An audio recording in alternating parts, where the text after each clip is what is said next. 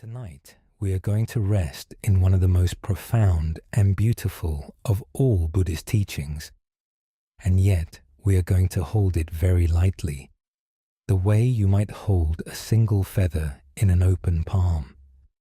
It is called the Heart Sutra, and it is a short text, one of the most treasured in all the Buddhist world, chanted for many centuries by countless voices in temples across many lands. It is called the Heart Sutra because it is said to hold the very heart, the essence, of a vast body of wisdom distilled into a few short lines. And at its center is a single word, a single idea that can sound at first strange or even frightening, but that is in truth one of the most spacious and freeing ideas a tired mind can rest in. That word is emptiness. And tonight, gently, we are going to discover that emptiness is not a cold or empty thing at all, but a great, warm, open spaciousness, room to breathe, freedom from grasping, the very place where a weary heart can finally rest.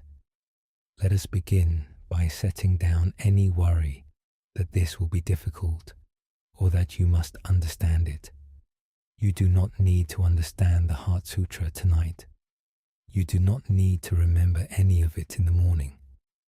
The great teachers say that this wisdom is not grasped by the thinking mind at all, but felt, tasted, rested in, the way you rest in a warm bath without needing to understand the water.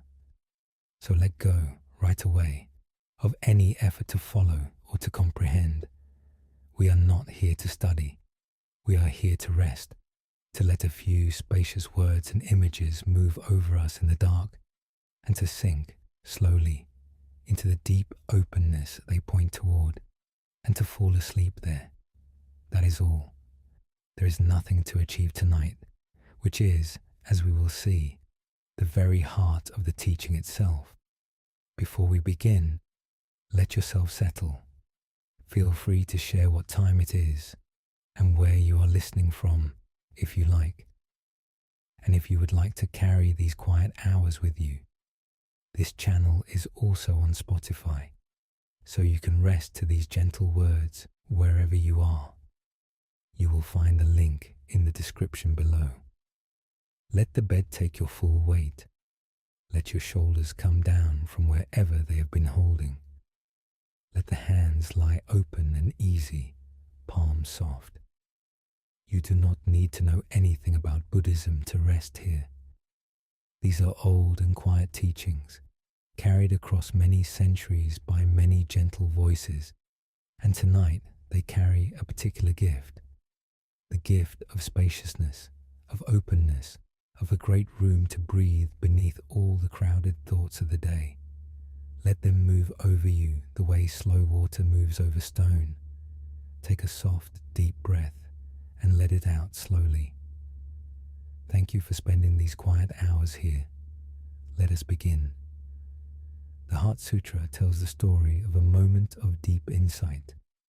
It speaks of a great being of compassion, a bodhisattva named Avalokiteshvara, which is a long and beautiful name, so let us simply call him the Compassionate One, who was practicing deep meditation, looking into the nature of things with the eye of profound wisdom. And in that deep looking, the sutra says, he saw something that set him free from all suffering. He saw that all things are empty. He saw into the deep, open, spacious nature of everything. And in that seeing, the whole weight of suffering fell away, and he was free. And the sutra is, in a sense, his gift to us, the sharing of what he saw, offered so that we too might look and see and find the same freedom, the same spaciousness, the same deep rest. Now, that word emptiness is the one we must handle gently, for it is so easily misunderstood, and the misunderstanding can make it sound bleak, when in truth it is the most freeing word there is. When we first hear that all things are empty, the tired mind may recoil, imagining a cold void bleak nothingness, a meaningless emptiness. But that is not at all what the sutra means.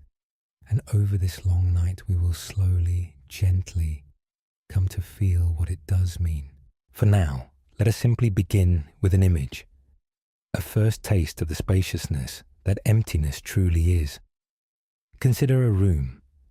What makes a room useful? A place you can live in, rest in, move through. It is not the walls, though the walls are there. It is the empty space inside them. The emptiness of the room, the open space, is what makes it a room at all, what lets you enter it, breathe in it, place your bed in it, rest in it. A room with no empty space would be a solid block, useless, unlivable.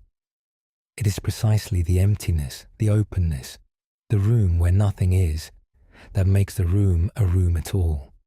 And so emptiness here is not a lack, not a bleakness, but the very openness that makes life possible, the spaciousness in which everything can happen.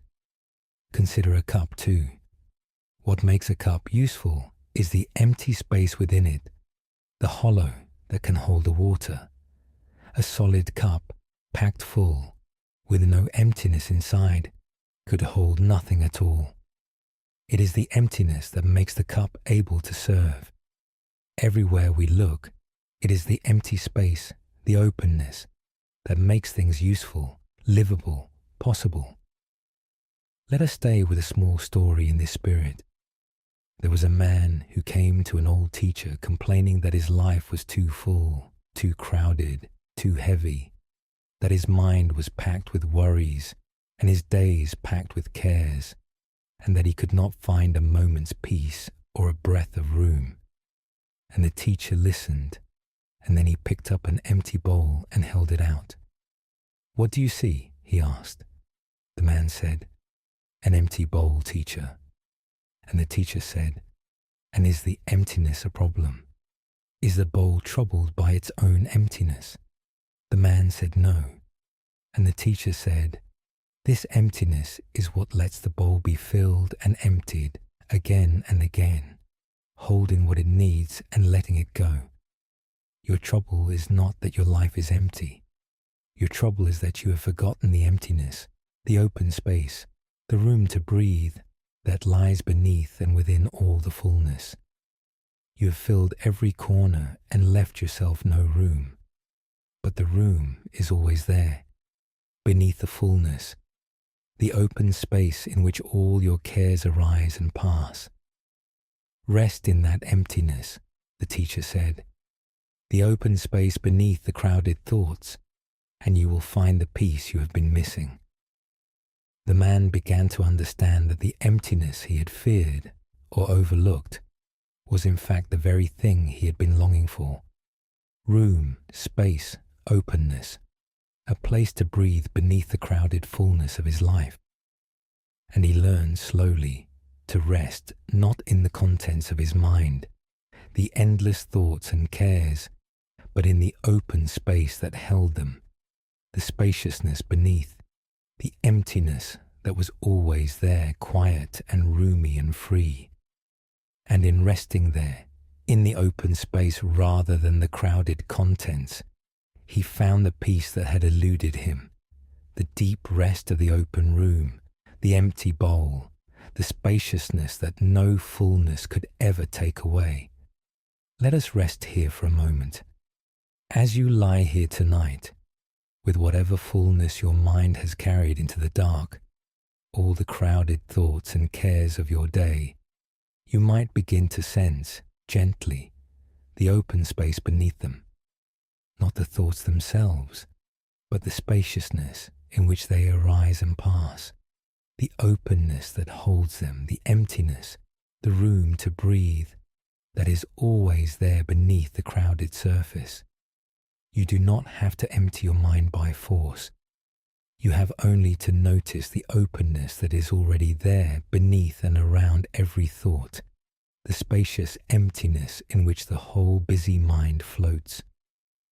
Take a slow, soft breath and sense the open space beneath the fullness, the quiet room that was there all along, holding every thought without effort, roomy and calm and free. You need not clear the thoughts away. You need only notice the space that already holds them. When you are ready, we will go on together. This is where our long night begins then, with the gentle turning of emptiness from a frightening word into a spacious, freeing one. Over the hours ahead, we will move slowly through the great lines of the Heart Sutra, unfolding them one by one, gently, never straining to understand, only letting each one open a little more room, a little more space, a little more freedom in the tired heart. We will hear that form is emptiness, and that emptiness is form. We will hear the great string of no's, no eye, no ear, no old age, no death, and discover that they are not denials but releases, openings, the setting down of every fixed thing. We will come at last to the Sutra's final words, its mantra, its song of going beyond, and let it carry us past every shore into the deep open rest of sleep. But that is for the hours ahead. For now, there is only this, the open room, the empty bowl, the spaciousness beneath the crowded mind, and the first gentle taste of the truth that emptiness is not a void to fear, but an openness to rest in. Let the fullness of the day begin to settle. Let the open space beneath it reveal itself, quiet and roomy and free. And let us rest here a while in the spaciousness before we walk on. It may comfort you to know how many voices have rested in these very words before you. For more than 1,000 years, this short sutra has been chanted softly in temples at dusk, murmured by monks and nuns and ordinary people, copied out by hand in careful brushstrokes, carried in the heart through every kind of joy and sorrow. When you rest in it tonight, you are joining a vast and quiet company stretching back across the centuries, all of them soothed, as you may be soothed, by its spacious wisdom, all of them finding, in its gentle emptiness, a room to breathe. You need not chant it or study it or hold it in your memory. You have only to let it move over you, as it has moved over so many, and to sink, as they sank, into the deep openness it points toward, and to rest there. The words have comforted the weary for 1,000 years. Let them comfort you now, and let us be clear, gently, about why emptiness is such good news for a tired heart before we go any further. So much of our suffering comes from grasping, from clinging, from clutching at things and trying to hold them fixed and solid and unchanging when they will not be held. We grasp at how things should be, at who we think we are, at outcomes and opinions and the whole crowded content of our lives, and the grasping tightens us, tires us, closes us, and the teaching of emptiness is, at its heart, the great loosening of that grasp. For if all things are open, spacious, empty of the fixed and solid nature we imagine, then there is nothing to clutch, nothing to hold rigid, nothing to defend, and the hand can finally open, and the heart can finally rest. Emptiness is the end of grasping. It is the great permission to stop clutching and simply rest in the open space where all things freely arise and pass. And that is why it soothes so deeply, because it releases us, at the very root, from the tiring grip we did not even know we were holding. Let the breath be slow and soft now, and as it moves, notice the small emptiness at the heart of the breath itself. There is the breath flowing in and the breath flowing out, and between them, a small open space, a pause, an emptiness, where nothing happens, where the breath simply rests before it turns.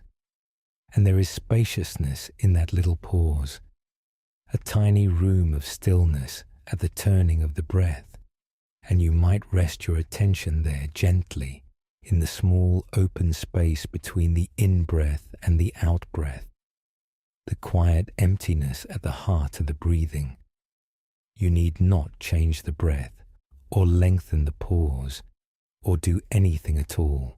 Only notice the small spaciousness that is already there at the turning, and let yourself rest in it, breath after breath, in the little emptiness where the breath comes quietly to stillness. And let the body settle into its own spaciousness now, for the body, too, is far more open and roomy than it feels. Beneath the surface of the skin, the body is not a solid, crowded thing. It is spacious, open, mostly quiet space, through which the breath moves and the blood flows, and the slow tides of rest move gently. So let the body soften and open now, releasing the tightness that makes it feel small and crowded and hard. Let the shoulders open and widen. Let the chest open and soften. Let the whole body relax into its own natural spaciousness, opening, softening, becoming roomy and light and easy, no longer a tight and crowded thing, but an open, spacious, restful one, with plenty of room to breathe, plenty of space to rest. Let each slow breath open the body a little more, and the mind a little more, until you rest in a deep and gentle spaciousness, the open room beneath the crowded thoughts, the empty space that holds them all, the quiet openness that is your natural rest. There is nothing to fill tonight, and nothing to empty by force. There is only the open space already here, roomy and quiet and free, in which you may rest as long as you like, drifting gently down toward sleep. So let the fullness settle, and the spaciousness open, and rest here, in the open room of the quiet night. In the next quiet stretch, we will turn gently to the fear that emptiness first stirs in us, and see, slowly, that the emptiness the Sutra speaks of is not a bleak and frightening void, but the warm, open, living spaciousness in which everything freely arises and rests. But there is no hurry to reach it, for now there is only the breath, and the open space at the turning of it, and the spacious body, and the quiet room of the night, holding you gently as you begin to drift toward sleep. Let us turn, gently, to the fear that the word emptiness first stirs in us, and let us soothe it, for until that fear is soothed, we cannot rest in the spaciousness the Sutra offers. When we hear that all things are empty, something in us tightens, because we hear the word as a threat. Emptiness as loss, as void, as nothingness, as a cold and bleak absence where everything we love has been taken away. And if that were what the Sutra meant, it would indeed be a frightening teaching, and no one could rest in it. But that is not what it means. The emptiness of the Heart Sutra is not a bleak void at all. It is a warm, living, open spaciousness, full of possibility, the very openness in which everything freely arises and lives and rests. Tonight, let us gently untangle the frightening idea from the freeing one, so that the word emptiness can become for you a word of deep comfort rather than fear. The confusion comes, in part, from the word itself, for in our ordinary speech, empty means lacking, missing, deprived of something, as an empty stomach or an empty purse. But the emptiness the Sutra points to is something quite different, and the old teachers took great care to explain it. It does not mean that things do not exist, or that they are worthless, or that nothing matters. It means something subtler and far more freeing, that things do not exist in the fixed, solid, separate, permanent way we imagine them to, that everything is open, flowing, interconnected, changing, without a hard fixed core, without a separate, unchanging essence. Emptiness means that things are not the solid, isolated, permanent objects our grasping mind takes them to be. They are open, spacious, woven together, always flowing, always arising fresh from countless conditions. And this is not a loss. It is a liberation, for it is only our imagined solidity, our grasping at fixed and permanent things, that causes us to suffer, and emptiness, the seeing through of that false solidity, is the end of that suffering. Let us come at it through an image, gently. Think of the open sky. The sky is empty, we might say. It is open, spacious, clear, containing no fixed thing. And is the sky's emptiness a bleak lack, a sad void? Not at all. The sky's emptiness is precisely what allows everything to appear in it. The clouds, the birds, the sun, the stars, the whole dance of weather and light. Because the sky is open and empty, it can hold everything, welcome everything, let everything arise and move and pass freely through it. A sky that was solid, full, fixed, could hold nothing, welcome nothing. It is the very emptiness of the sky, its open and boundless spaciousness, that makes it able to hold the whole living world of appearances, the whole endless dance of cloud and light and wing. And this is what the emptiness of the Sutra is like, not a bleak void, but an open sky, a spaciousness so complete that everything can arise in it, live in it, rest in it, and pass through it freely, without hindrance. Let us stay with a small story in this spirit. There was a student who first heard the teaching of emptiness and was frightened and saddened by it, for he thought it meant that nothing was real, that his life and his loves and all the beautiful things of the world were worthless illusions, empty in the bleak sense of meaningless. And he went to his teacher in distress and said, "If all is empty, then nothing matters, and there is nothing to live for." And the teacher took him outside to where a cherry tree was blooming, heavy with pale blossoms, and asked him, "Is this tree beautiful?" And the student said, "Yes, of course." And the teacher said, "And will these blossoms last forever, fixed and unchanging?"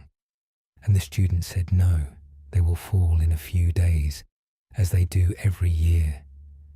And the teacher said, "That is their emptiness, that they do not last, that they are always arising and falling, always flowing, never fixed and solid and permanent. And is their emptiness a sad thing, or is it the very source of their beauty? For if the blossoms lasted forever, fixed and permanent, would we treasure them as we do? It is precisely because they are empty, fleeting, always arising fresh and always passing, that they are so precious, so alive, so beautiful. Their emptiness is not their meaninglessness. It is their aliveness, their freshness, their beauty itself." The student began to understand that emptiness was not the enemy of the beautiful world he loved, but the very heart of its beauty and its aliveness. The blossoms were beautiful because they were empty, fleeting, flowing, always fresh and always passing. The whole living world was precious not in spite of its emptiness, but because of it, because everything in it was alive, flowing, arising fresh moment by moment, never fixed, never dead, never solid and finished. And the emptiness he had feared as a bleak void revealed itself instead as the open, living spaciousness in which the whole beautiful world of appearances endlessly arose and danced and passed, fresh and alive and free. He had feared emptiness would take the world away. Instead, it gave the world back to him, more alive, more precious, more beautiful than the fixed and solid world he had imagined. Let us rest here for a moment. If the word emptiness has frightened you or sounded bleak, You might let that fear soften now and begin to feel emptiness instead as the open sky, the living spaciousness, the freshness of the blooming and falling world. Nothing is being taken away tonight. The emptiness the Sutra offers is not a void, but an openness, a spaciousness, a great room in which everything you love freely arises and lives and rests. Take a slow, soft breath and let emptiness become gently a word of openness and freedom rather than fear. Let it be the sky, wide and clear and welcoming, in which the clouds of your thoughts drift freely and pass. Let it be the room to breathe you have been longing for. When you are ready, we will go on together. It is worth feeling too, how this open emptiness is precisely what allows for freedom, for change, for hope, for rest. If things were truly solid, fixed, permanent, unchanging, as our grasping mind imagines them, then nothing could ever change, nothing could heal, nothing could grow or move or become new. A fixed thing is a dead thing, trapped forever in what it is. But because all things are empty, open, flowing, without a fixed permanent core, everything can change, everything can move, everything can become new. The hard day can soften into rest. The tight heart can open. The sorrow can pass. The very emptiness of things, their openness and flow, is what makes freedom and change and healing possible at all. If your suffering were solid and fixed, you could never be free of it. But it is empty, open, flowing, and so it can move and soften and pass, and you can be free. Emptiness is not the death of possibility. It is the very ground of it.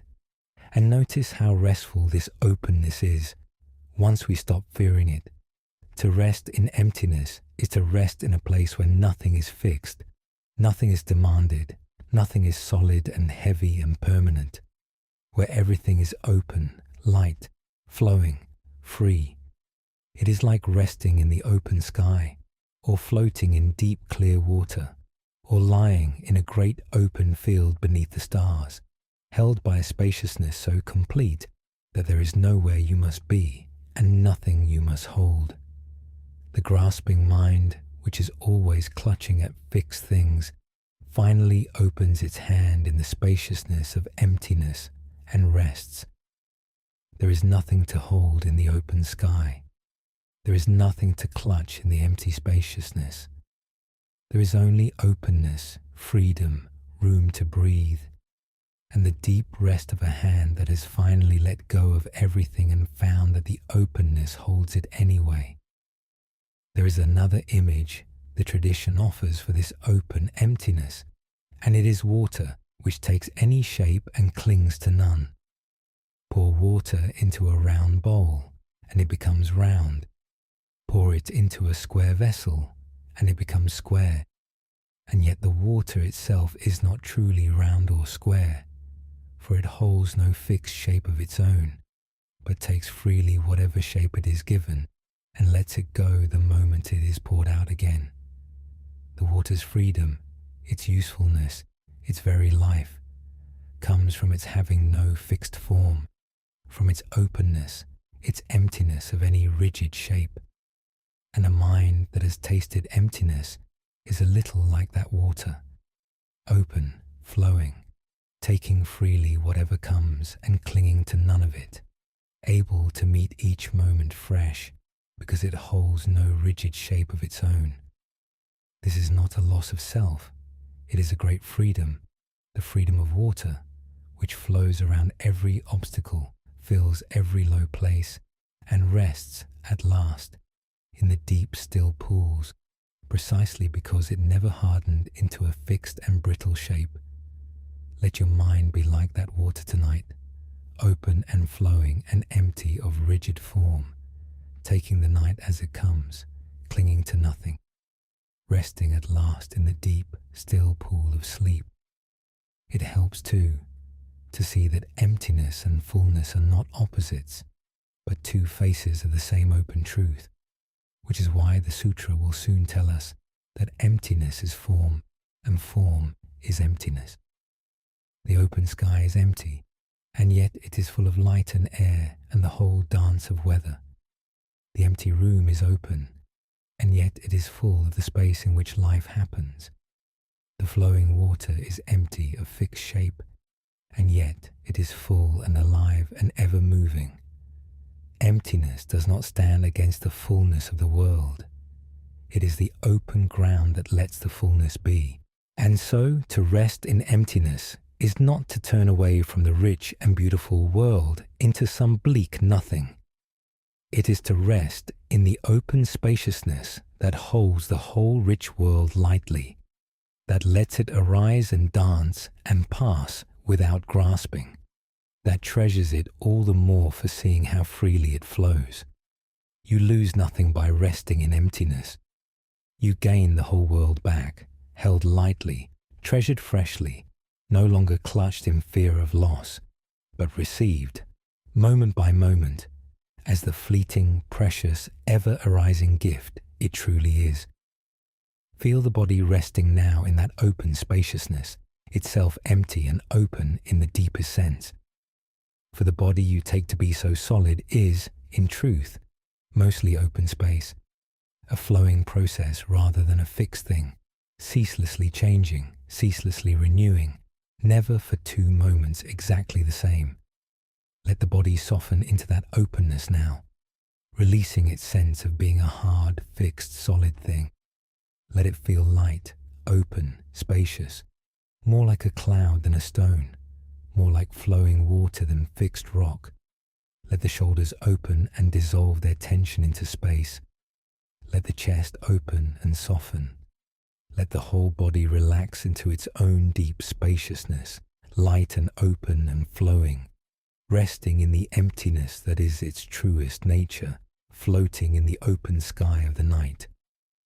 There is nothing solid to hold or defend tonight.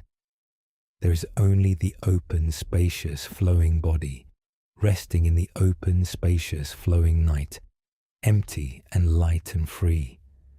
Let each slow breath deepen that openness, that lightness, that sense of resting as spaciousness itself, rather than as a hard and separate thing, until the body and the mind alike feel open, roomy, light, and free, floating in the vast open sky of emptiness.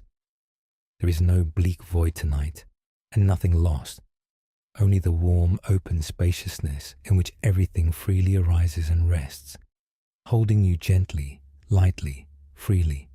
So rest there, in the open sky, light and free and held, and let the spaciousness carry you gently down towards sleep.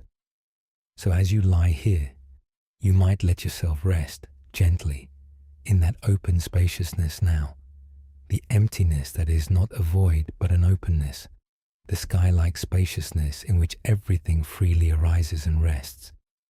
Let go of the fear that emptiness would take something away. Feel it instead as room, as openness, as freedom, as the living sky in which the whole beautiful flowing world appears and dances and passes. There is nothing to hold tonight, nothing to clutch, nothing to fix in place. There is only the open spaciousness, welcoming everything, holding everything lightly, letting everything rest. So rest there, in the open sky of emptiness, and let its spaciousness hold you gently as you drift towards sleep. Let the breath be slow and soft now, and with each breath, let the sense of spaciousness deepen, the open sky widening around you and within you, roomy and light and free. There is no bleak void here, no cold nothingness, only the warm, open spaciousness in which everything freely arises and rests, including you. So let yourself rest in it, held by the openness, floating in the spaciousness, light and free in the emptiness that is not a lack, but a great and welcoming room, and drift there in the open sky, gently down towards sleep. And if the old fear of emptiness returns later in the night, hearing the word as void or loss, you need not be troubled. You will simply remember the open sky, gently, the blooming cherry tree, the living spaciousness in which everything freely arises, and feel emptiness soften once more into openness and freedom. Each time the fear returns, you may let the openness reveal itself again, until the word emptiness becomes, for you, a word of deep rest. It is the open sky, not the bleak void. It is the room to breathe, not the loss of all things. It is the living spaciousness in which the whole beautiful world arises and dances and rests, and in which you too may rest, light and free and held. So let the word open into spaciousness and lie in it and drift softly down toward sleep. We have soothed the fear of emptiness now and begun to feel it as the open sky rather than the bleak void. And so we are ready, at last, to turn the most famous line of the whole Sutra gently in our hands, the line that has echoed for centuries. Form is emptiness, and emptiness is form. So let us turn now, gently, to that great and beautiful line. There is a line at the very heart of the Heart Sutra, perhaps the most famous line in all of Buddhist teaching, and it has been chanted and pondered and rested in for many centuries.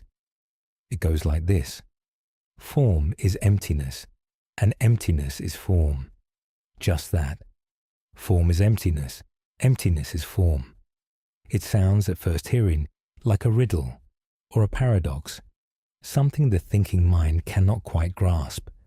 And that is fitting, for it is not meant to be grasped by the thinking mind at all, but felt, tasted, rested in. Tonight we will hold this beautiful line gently and let it open, slowly, into the spaciousness it points toward, never straining to solve it, only letting it move over us in the dark like a soft and mysterious music. Let us begin with the first half. Form is emptiness. Form means all the things of the world that have shape, that appear, that we can see and touch, the whole visible, tangible world of objects and bodies and stuff. And the Sutra says that all of this, all form, is empty. Not that it does not exist, not that it is unreal or worthless, but that it is empty in the way we have begun to understand. Open, flowing, without a fixed and separate and permanent core. Every form, everything, when we look closely, turns out to have no solid, independent, unchanging essence. It is made entirely of other things, arising from countless conditions, always changing, always flowing, never fixed. The solid-seeming table is mostly open space, made of wood that was a tree that was sunlight and rain and earth, always slowly changing, with no fixed, unchanging table essence anywhere inside it. Look closely at any form, and its apparent solidity opens into spaciousness, into flow, into emptiness. Form is emptiness.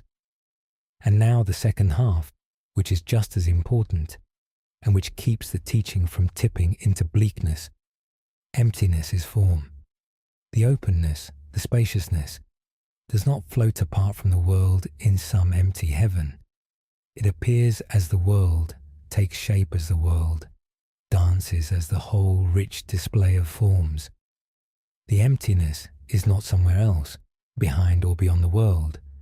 It is right here, as the world, as this very table, this very body, this very breath. Emptiness is form. The open spaciousness and the appearing world are not two separate things, one real and one illusion. They are two faces of one reality, the open emptiness ceaselessly taking shape as the flowing world, the flowing world ceaselessly dissolving back into the open emptiness. Form is emptiness, and emptiness is form. The world and its openness are one. Let us come at it through an image, gently, for the images carry it where the concepts cannot. Think of a wave on the sea. The wave is a form. It has a shape, a crest, a motion. We can see it and point to it and name it, that wave. And yet, what is the wave really? It is water, moving. It is the sea, taking a shape for a moment. It has no separate substance of its own. Nothing that is wave apart from the water and the motion. The wave is empty of any separate wave essence. It is entirely water, entirely sea, briefly shaped. The form of the wave is emptiness, empty of separate self. And yet the emptiness is form. The water, the sea, the open ocean really does take the shape of the wave, really does appear as this rising, curling, rushing form. The wave is real as an appearance and empty as a separate thing, both at once, and there is no contradiction, for the form and the emptiness are one. Form is emptiness, and emptiness is form. The wave is the sea, shaped for a moment, and the sea is the wave, and all the waves endlessly arising and passing on the one open water. Let us stay with a small story in this spirit. There was a student who struggled greatly with this line. Form is emptiness. Emptiness is form. Turning it over and over in his mind, unable to solve it. And he went to his teacher and said, "I cannot understand it. How can form be emptiness and emptiness be form?" And the teacher, instead of answering, took him to a river at dawn, where a mist was rising off the water, and pointed to the mist. "Look," said the teacher, "the mist is rising, taking shapes, curling and drifting, forming and dissolving. Is the mist a thing, or is it empty?" And the student watched the mist, forming and dissolving, shapes appearing and passing, never fixed, never solid, always flowing. And the teacher said, "The mist takes form, and its form is empty, always dissolving. And the emptiness takes form, always rising into new shapes. The mist does not stop to be either solid or empty. It is both at once, form and emptiness dancing together, shapes rising from openness and dissolving back into it, endlessly, freely. Do not try to solve it with your mind," said the teacher. "Just watch the mist. Just feel how form and emptiness are one, how the shapes rise from the open and return to it, how nothing is fixed and nothing is lost, only the endless free dance of form and emptiness rising and passing on the open river at dawn." The student stopped trying to solve the line with his thinking mind and simply watched the mist, and in watching, he began to feel what the words pointed to, that the whole world is like that rising mist, forms endlessly arising from openness and dissolving back into it, nothing fixed, nothing solid, nothing lost, only the free and ceaseless dance of emptiness taking shape and shape returning to emptiness. He no longer needed to understand the line. He could simply rest in what it pointed to, the open, flowing, shape-shifting spaciousness that was the true nature of everything. The mist rising and dissolving on the open river, form and emptiness dancing as one. And in resting there, he found a great peace, for he no longer clutched at forms as fixed and solid things to be gripped and defended. He let them rise and pass, freely like mist, held lightly in the open spaciousness, form and emptiness flowing together, nothing to grasp, nothing to lose. Let us rest here for a moment. You do not need to understand the line form is emptiness. Emptiness is form. You have only to let it move over you gently, like the rising mist, and to feel, however faintly, the open flowing spaciousness it points toward, in which all forms rise and pass freely, nothing fixed, nothing lost.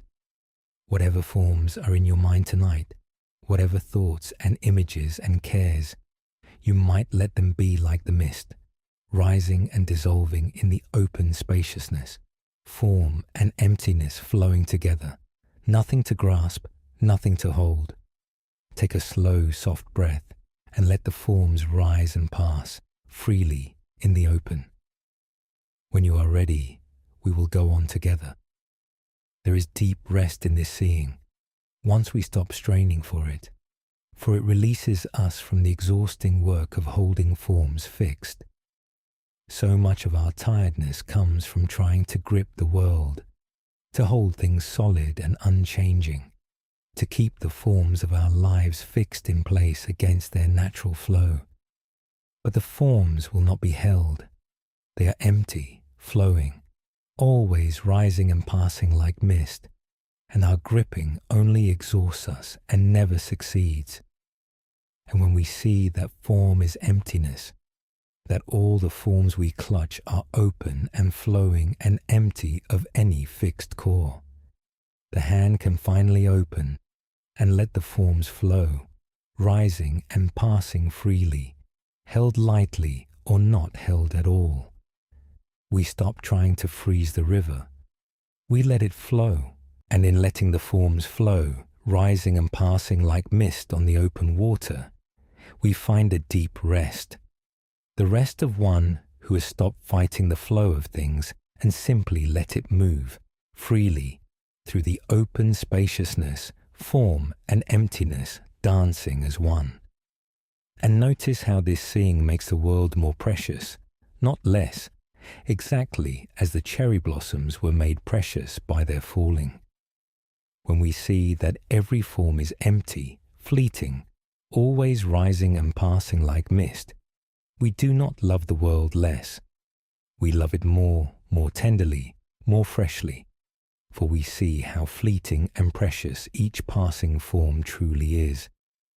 The face of someone we love, the light of this evening, the warmth of this quiet hour, all of it rising like mist and passing like mist, empty and fleeting and therefore infinitely precious, to be treasured now in its brief arising, rather than clutched in the vain hope of holding it fixed forever. Emptiness does not cheapen the world. It makes every fleeting form a treasure, precious precisely because it is passing, to be received with an open and grateful heart in the brief moment of its arising, and then released gently back into the open as the next form rises. There is a further gift in this line worth resting in, and it touches the one form we grip most tightly of all, our own self. For if all forms are empty, flowing, without a fixed and separate core, then this too is true of the form we call me, this bundle of body and thought and feelings we take to be so solid and so separate. When we look closely, the self too is like the wave, like the mist, a shape that the whole flowing world takes for a while, made entirely of what is not itself, of food and air and warmth and the words others gave us and the countless conditions that shaped us, always changing, never fixed, empty of any separate unchanging essence. And this is not a frightening loss, but a great relief, for so much of our suffering comes from defending a fixed and separate self that was never quite there to begin with. When we see that even we are empty, flowing, open, woven of the whole world, the tight defense can relax, the heavy self-concern can soften, and we can rest at last as a wave rests in the sea, no longer straining to hold a separate solid shape against the flow, but flowing freely with it, empty and open and light. We will return to this gently in the chapters ahead. For now, let even the form of yourself grow soft and open and light, like mist, like a wave, resting in the open spaciousness that is your truest nature. It is worth noticing too how this teaching frees us from the fear of loss that shadows every love. We grip the forms we love so tightly because we are terrified of losing them, and the gripping is itself a kind of suffering, a constant bracing against a loss we cannot prevent. But when we see that all forms are empty and flowing, always rising and passing like mist, we see that the loss we fear is simply the nature of things, the way of the flowing world, and that our gripping cannot prevent it, and only sours the having of what we love while we have it. And a strange peace comes with this seeing, not a cold indifference, but a tender, open-handed love that holds what it loves without clutching, that treasures each fleeting form in its brief arising and releases it gently when it passes, that loves the mist without trying to freeze it. This is the deepest way to love a fleeting world, with an open hand, treasuring and releasing, holding nothing fixed, grateful for each passing form and unsurprised by its passing. And there is deep rest in loving this way, the rest of a heart no longer braced against the flow of things, but flowing gently with it, open and grateful and free. Feel the body soften into that open flow now, releasing its grip on its own solidity. Let it feel light and open, like mist, like a wave, a flowing form arising in the open spaciousness and resting there. Let the shoulders release their held shape and soften into openness. Let the chest open and flow. Let the whole body loosen its grip on being a fixed and solid thing, and rest instead as a soft, open, flowing form, light as mist, held in the open spaciousness of the night. There is nothing solid to defend tonight, nothing fixed to hold in place. There is only the open flowing body, resting in the open flowing night, form and emptiness dancing gently together, light and free. Let each slow breath deepen that openness, that lightness, that free and gentle flow, until the body and the mind alike feel like mist rising and resting on the open river. Nothing fixed, nothing gripped, nothing held. There's nothing to hold tonight, and nothing to lose, only the open spaciousness and the free flow of all forms within it, rising and passing gently as you drift down toward sleep. So rest here, light as mist, open as the sky, flowing freely in the open spaciousness, and let the free dance of form and emptiness carry you softly toward sleep. So as you lie here, you might let the whole world of forms flow freely now, rising and passing like mist on the open river, held lightly in the open spaciousness, form and emptiness dancing as one.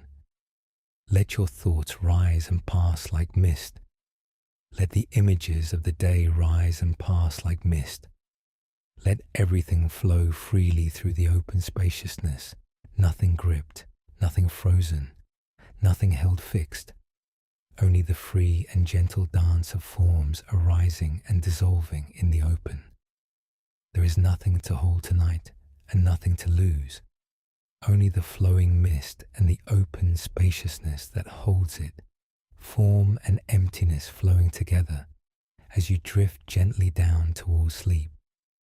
Let the breath be slow and soft now, and let it too be like the mist, rising and passing, forming and dissolving, each breath arising from the open and returning to it, freely, gently, nothing held. Let each breath remind you of the free flow of all forms, rising and passing in the open spaciousness, and let yourself rest in that open flow, held lightly, form and emptiness dancing together, nothing to grasp, nothing to lose. So rest here in the rising and passing mist, on the open river of the night, and let the free flow of all things carry you gently down towards sleep. And if the mind grips at some form again later in the night, clutching at a thought or a care and trying to hold it fixed and solid, you need not be troubled. You will simply remember the mist gently rising and dissolving on the open river, and let the gripped form soften and flow once more, empty and fleeting and free. Each time the hand closes on a form, you may let it open again and let the form flow, rising and passing like mist until the gripping quiets and you rest in the open flow of all things. Form and emptiness dancing as one, drifting softly down towards sleep. We have let the whole world of forms flow freely now, seeing that form is emptiness and emptiness is form. And the sutra turns next to the form we hold most tightly of all, the self, breaking it gently into the 5 flowing streams that compose it, and showing that these too are empty, open, and light. So let us turn now gently to the 5 aggregates, and to the great freedom of seeing even the self as empty. At the very opening of the Heart Sutra, before any other teaching, there is a moment of deep seeing, and it is this seeing that sets the whole sutra in motion. The compassionate one, practicing deep meditation, looks into the nature of the self and sees that it is made of 5 flowing streams and that all 5 are empty. And in seeing this, the sutra says, he is freed from all suffering. These 5 streams, the tradition calls the 5 aggregates, which simply means the 5 gathered heaps, the 5 flowing processes that come together to make up what we call a self, a person, a me. And tonight, we will look gently at these 5 streams and feel how the self we take to be so solid and so separate is in truth a flowing, open, empty thing, and how deeply restful it is to see this. Let us name the 5 streams gently, without needing to memorize them. First there is form, the body, the physical stream, always changing, never for 2 moments the same. Then there is feeling, the stream of pleasant and unpleasant and neutral sensations, rising and passing endlessly. Then there is perception, the stream of recognizing and naming. This is a sound, this is a color, this is a thought. Then there are the mental formations, the stream of impulses and reactions and habits and moods, arising and passing. And finally there is consciousness, the stream of awareness itself, knowing each moment as it comes. 5 streams, 5 flowing processes, always moving, always changing, coming together moment by moment to create the appearance of a solid, continuous self. And the sutra's great seeing is that all 5 are empty, flowing, open, without a fixed core, empty of any separate, unchanging self hiding behind them. Let us feel what this means gently, for it is one of the most freeing insights there is.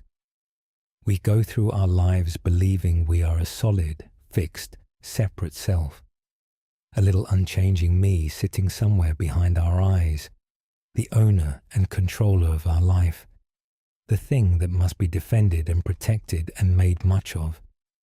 And this belief in a solid, separate self is, the tradition teaches, the very root of our suffering, for this fragile imagined self must be constantly defended, propped up, worried over, its wants satisfied, its fears soothed, its image maintained, an exhausting labor that never ends. But when we look closely, as the compassionate one looked, we find no such solid self anywhere. We find only the 5 flowing streams, the body changing, the feelings rising and passing, the perceptions coming and going, the impulses arising, the awareness flowing, and nowhere among them a fixed, solid, separate owner. The self is empty, not non-existent, but empty of the solid, separate fixedness we imagined, a flowing process rather than a fixed thing, a verb rather than a noun, a dance of streams rather than a solid stone. Let us stay with a small story in this spirit. There was a student who was tormented by his own self, by anxiety about who he was, worry about his worth, endless concern about his image and his failures and his place in the world. And he came to a teacher and said, This self of mine gives me no peace. How can I quiet it, master it, make it still? And the teacher asked him, this self that torments you, show it to me. Where is it? Find it, and point to it. And the student looked within, trying to find the solid self he had defended all his life, and he found only flowing things, sensations in the body, rising and passing, feelings coming and going, thoughts arising and dissolving, awareness flowing on. He looked and looked for the solid self behind them all, the fixed me that owned them, and he could not find it anywhere. There was only the flow, the 5 streams moving, and no fixed thing behind them. And he came back to the teacher and said, I cannot find it. I looked for the solid self and found only flowing streams and no fixed thing at all. And the teacher smiled and said, then what is there to defend, to prop up, to worry over? You have spent your life exhausting yourself defending a solid self that was never there. See that it is empty, flowing, open, and let the great labor of defending it fall away and rest.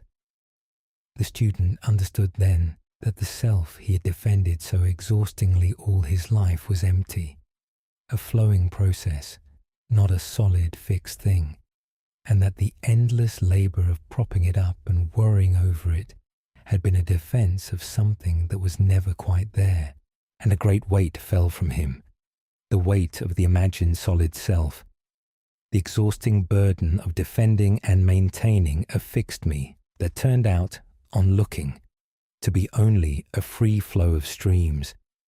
He did not cease to exist. The streams flowed on. The body, the feelings, the thoughts, the awareness, life continued. But the tight, anxious, solid self-concern loosened and softened, for he saw there was no solid self to be so concerned about, only the open, flowing streams, empty and light, arising and passing freely in the open spaciousness. And in that seeing, he found a peace he had never known, the peace of no longer having to defend a solid self, the lightness of a self seen to be empty, open and free. Let us rest here for a moment. As you lie here tonight, you might look gently for the solid self you carry, the fix me you defend and worry over, and notice that when you look for it, you find only flowing things, sensations, feelings, thoughts, awareness, all moving, all changing, none of them a fixed solid self. You need not find or fix or defend anything tonight. You might simply let the search for the solid self relax and feel how light it is when the defending stops, how restful to be a flowing openness rather than a solid thing that must be guarded.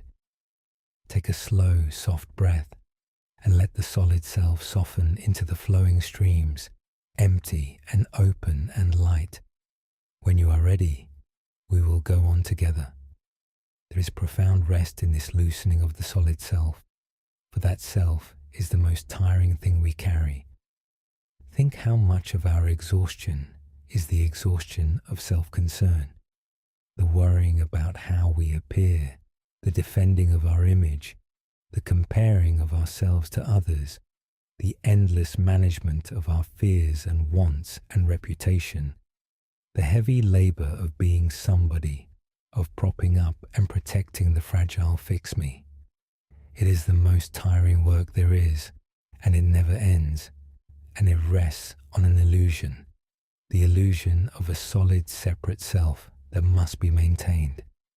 And when that self is seen to be empty, flowing, open, the whole exhausting labor can begin to fall away. There is no fixed image to defend, for the self is flowing, not fixed. There is no solid me to worry over, for there is only the open flow of the streams. The great weight of self-concern lightens, and we can rest at last as a flowing openness, light and free, no longer burdened with the endless defense of a solid self that was never truly there. And notice that this emptiness of self is not a loss of you, but a freeing of you. You do not vanish when the solid self softens. The streams flow on, life continues, the body rests, the breath moves, awareness knows the quiet night. What falls away is only the tight, anxious, exhausting grip of self-concern, the heavy burden of defending a fixed me, and what remains is lighter, freer, more open, a flowing life, an open awareness, a spacious being that does not have to defend or prop up or worry over a solid, separate self, because it has seen that it is empty, open, flowing, free. This is not the death of you. It is the great lightening of you, the setting down of the heaviest burden you carry, the freeing of the open, flowing life from the exhausting defense of the solid imagined self. And in that freeing, there is deep rest. It may help to see the self through another gentle image, the image of a river. We give a river a name and speak of it as though it were a fixed and single thing, the same river year after year. But what is the river really? It is water, endlessly flowing, never the same water twice. The water that is here now will be far downstream in an hour, replaced by new water, which is itself at once replaced. The river is not a fixed thing at all, but a flowing, an ongoing process, a pattern that persists while the water endlessly moves through it. And yet the river is real. We can swim in it, drink from it, be carried by it. Its emptiness of fixed substance does not make it unreal, only fluid, only flowing. And you are like the river, not a fixed thing, but a flowing, a process, a pattern that persists while body and feeling and thought endlessly move through it, real and alive and yet empty of any fixed, unchanging core. There is deep peace in seeing yourself this way, as a river rather than a stone. For a river does not have to hold itself rigid against the flow. It is the flow, moving freely, easily, resting at last in the low, still places. So let yourself be the river tonight, flowing freely, easily, resting in the deep, still pool of sleep, no longer a stone straining to stay fixed against the current, but the gentle flowing water itself. There is a further comfort here worth resting in, and it is that the emptiness of the self connects us to everything, rather than isolating us. For if there is no fixed, solid, separate self walled off inside our skin, then the boundary we imagined between ourselves and the world is far softer and more open than we thought. The 5 streams that compose us are made entirely of the world, the body of food and air and warmth, the feelings and perceptions of the countless things we meet, the thoughts of the words and ideas others gave us, the awareness flowing through it all. We are not sealed off solid selves, isolated in our separateness. We are open, flowing processes, woven of the whole world, with no hard wall where we end and the world begins. And this is a deep comfort in the lonely dark, for it means our sense of being cut off, isolated, separate, rests on the same illusion as the solid self, and softens when the solid self softens. To see the self as empty is to see it as open, connected, woven into the whole, never truly separate, never truly alone.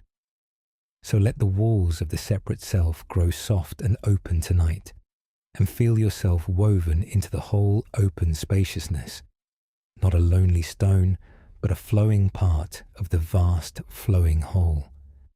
Feel the body soften into that flowing openness now, releasing its grip on being a solid, bounded, separate thing. Let it feel light and open and flowing, a river rather than a stone, a process rather than a fixed object. Let the edges soften, the boundaries open, the sense of being a hard, separate thing dissolve into the gentle flow of the streams. Let the shoulders release, flowing. Let the chest open, flowing. Let the whole body rest as a soft, open, flowing process, light and free, woven into the open spaciousness of the night, no longer a solid, separate self straining to hold its shape, but a gentle, flowing openness resting in the flow. There is nothing solid to hold tonight, nothing separate to defend. There is only the open, flowing body resting in the open, flowing night. Let each slow breath deepen that flowing openness, that lightness, that freedom from the solid, separate self, until the body and the mind alike feel like a river, flowing freely and easily, empty of any fixed core, resting in the deep, still pool of the night. There is no solid self to defend tonight, and no separate wall to maintain. There is only the open flow, woven into the whole, light and free, carrying you gently down towards sleep. So rest here, flowing and open and free, a river resting in the deep still pool, and let the gentle flow carry you softly towards sleep. So as you lie here, you might let the solid self grow soft and light now, softening into the flowing streams, empty and open and free. Let go of the defending, the propping up, the worrying over a fixed me. Let yourself be, for these quiet hours, a flowing openness rather than a solid thing, a dance of gentle streams rather than a stone to be guarded. There is no solid self to defend tonight, no fixed image to maintain, no heavy me to worry over. There is only the open flow of the streams, light and free, arising and passing in the open spaciousness, and the deep rest of a self that has seen its own emptiness and set down its heaviest burden. So rest there, light and open and free, in the flowing streams, and let the emptiness of the self carry you gently down towards sleep. Let the breath be slow and soft now, and let it be simply one of the flowing streams, rising and passing on its own, with no solid self behind it making it happen, only the breath flowing freely in the open. Let the feelings flow, let the thoughts flow, let the awareness flow, all of it moving freely, openly, with no fixed self to hold or defend, only the gentle dance of the streams in the open spaciousness. There is nothing to defend tonight, and no one to defend it. There is only the open flow, light and free, and the deep rest of the self set down. So rest here, in the flowing openness, light and empty and free, and let the streams carry you gently down towards sleep. And if the solid self reasserts itself, later in the night, tightening once more into worry and self-concern, and the defense of a fixed me, you need not be troubled. You will simply look for it again, gently, and find only the flowing streams, and let the solid self soften once more into openness and flow. Each time the self tightens, you may look and find it empty, and let it soften, until the grip of self-concern loosens, and you rest as a flowing openness, light and empty and free, drifting softly down towards sleep. We have seen the self dissolve gently into its flowing streams, empty and open and light. And now the sutra does something that can sound startling at first, but is in truth deeply freeing. It begins to say no to everything, no eye, no ear, no nose, no tongue. A great flowing string of no's that sweeps away every fixed category and leaves only open spaciousness. So let us turn now, gently, to that great and freeing string of no's, and to the deep rest of setting every fixed thing down. There is a passage in the Heart Sutra that can sound at first almost bewildering, a long flowing string of denials, one after another, sweeping through everything.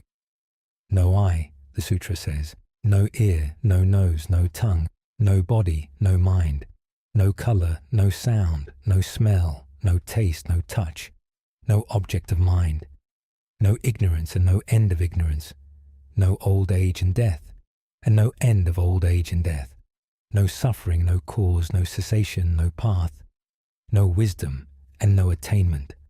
On and on the great string of no's flows, gently and without end, sweeping away every category, every division, every fixed thing, until nothing solid is left standing at all, and only open spaciousness remains. And to the anxious mind, this can sound like a terrible unmaking, a destruction of everything, but it is not. It is a great and gentle release, the setting down of every fixed category, the opening of everything back into spaciousness. Tonight let us feel, slowly and gently, the deep rest that this flowing string of no's can bring to a tired and crowded mind. Let us understand, gently, what these no's are doing, for they are not denying our experience. The Sutra is not saying that we do not see or hear, or that there are no eyes and ears in any sense.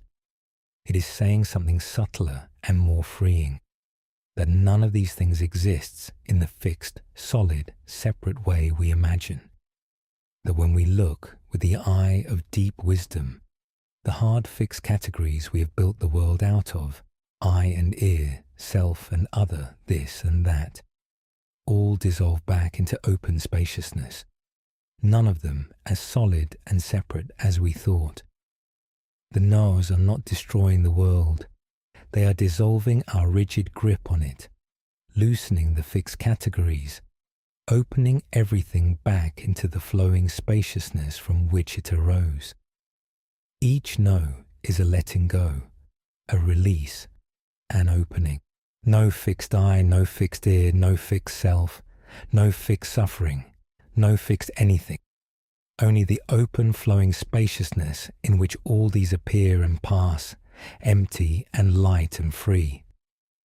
Let us feel how restful this actually is, for we live pressed in by a world of fixed categories, and it wearies us.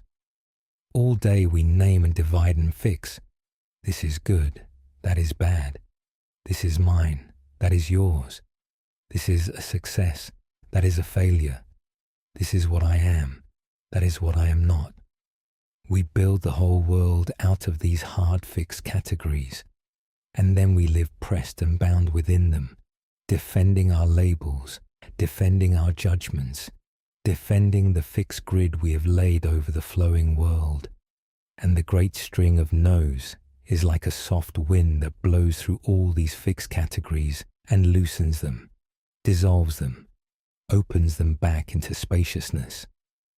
For these quiet hours, we can set down all the fixed labels, all the hard categories, all the rigid divisions, and rest in the open spaciousness beneath them, where nothing is fixed, nothing is divided, nothing is labeled, only the open flowing suchness of things before we cut it up with our names. Let us stay with a small story in this spirit. There was a scholar who came to a teacher, and his mind was full of categories and distinctions and fixed ideas, and he was very proud of them and very bound by them, unable to see anything freshly because he had already labelled and fixed everything. And the teacher offered him tea and began to pour, and the scholar watched, and the teacher poured until the cup was full, and then kept pouring, so that the tea overflowed the cup and spilled across the table. And the scholar cried out, "Stop, the cup is full, no more will go in." And the teacher set down the pot and said, "You are like this cup, so full of your fixed ideas and categories that nothing fresh can enter. To receive the open truth, you must first empty the cup, set down the fixed categories, let go of all you think you know, and become open, empty, spacious again. Only an empty cup can be filled," he said, "and only an open, unhurried mind can taste the truth freshly. Only an open mind, empty of fixed categories, can receive the flowing suchness of things. So empty your cup, said the teacher. Set down your nose and your not nose, your labels and divisions, and rest in the open spaciousness where the fresh truth can finally enter. The scholar began to understand that his fixed categories, which he had thought were his wisdom, were in fact the very things that bound him, that kept him from the open freshness of things, that pressed him into a rigid world of his own labeling. And the great string of no's, which had sounded to him like destruction, revealed itself instead as liberation, the emptying of the cup, the setting down of every fixed category, the opening of the mind back into spaciousness, where the fresh, flowing, unlabeled truth of things could finally be met. He did not lose the world by setting down his categories. He gained it back, fresh and open and alive, no longer cut into rigid pieces by his fixed labels, but flowing and whole and free. He emptied his cup and found that the emptiness could hold the whole living world, freshly, openly, as it never could when it was full. Let us rest here for a moment. As you lie here tonight, you might let yourself empty your cup gently, setting down all the fixed categories and labels and judgments you have carried through the day. This is good, that is bad. This is mine, that is not. This is who I am, that is what I failed at. You might let all of it go, all the hard fixed labels, and rest in the open spaciousness beneath them, where nothing is fixed or labeled or divided, only the open flowing suchness of the quiet night. Take a slow, soft breath and let the fixed categories dissolve, and rest in the open space beneath the names. You need not push the labels away by force.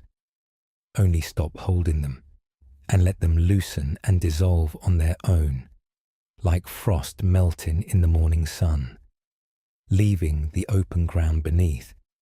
When you are ready, we will go on together. It is a deep relief, this setting down of the fixed categories, for the categories are a great labor to maintain.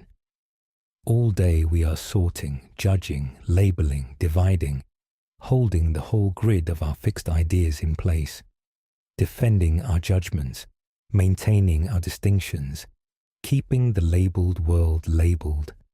And it is tiring, this endless sorting and fixing, this constant cutting of the flowing world into rigid pieces. And when we let the categories dissolve, when we empty the cup and set down the labels and rest in the open spaciousness beneath the names, a great weariness lifts, the weariness of the sorting mind, and we can rest in the simple open suchness of things before we cut them up, before we judge and divide and fix. There is nothing to sort tonight, nothing to label, nothing to judge or divide. There is only the open spaciousness, the flowing suchness, the quiet night just as it is, before any name, and the deep rest of a mind that has set its endless sorting down.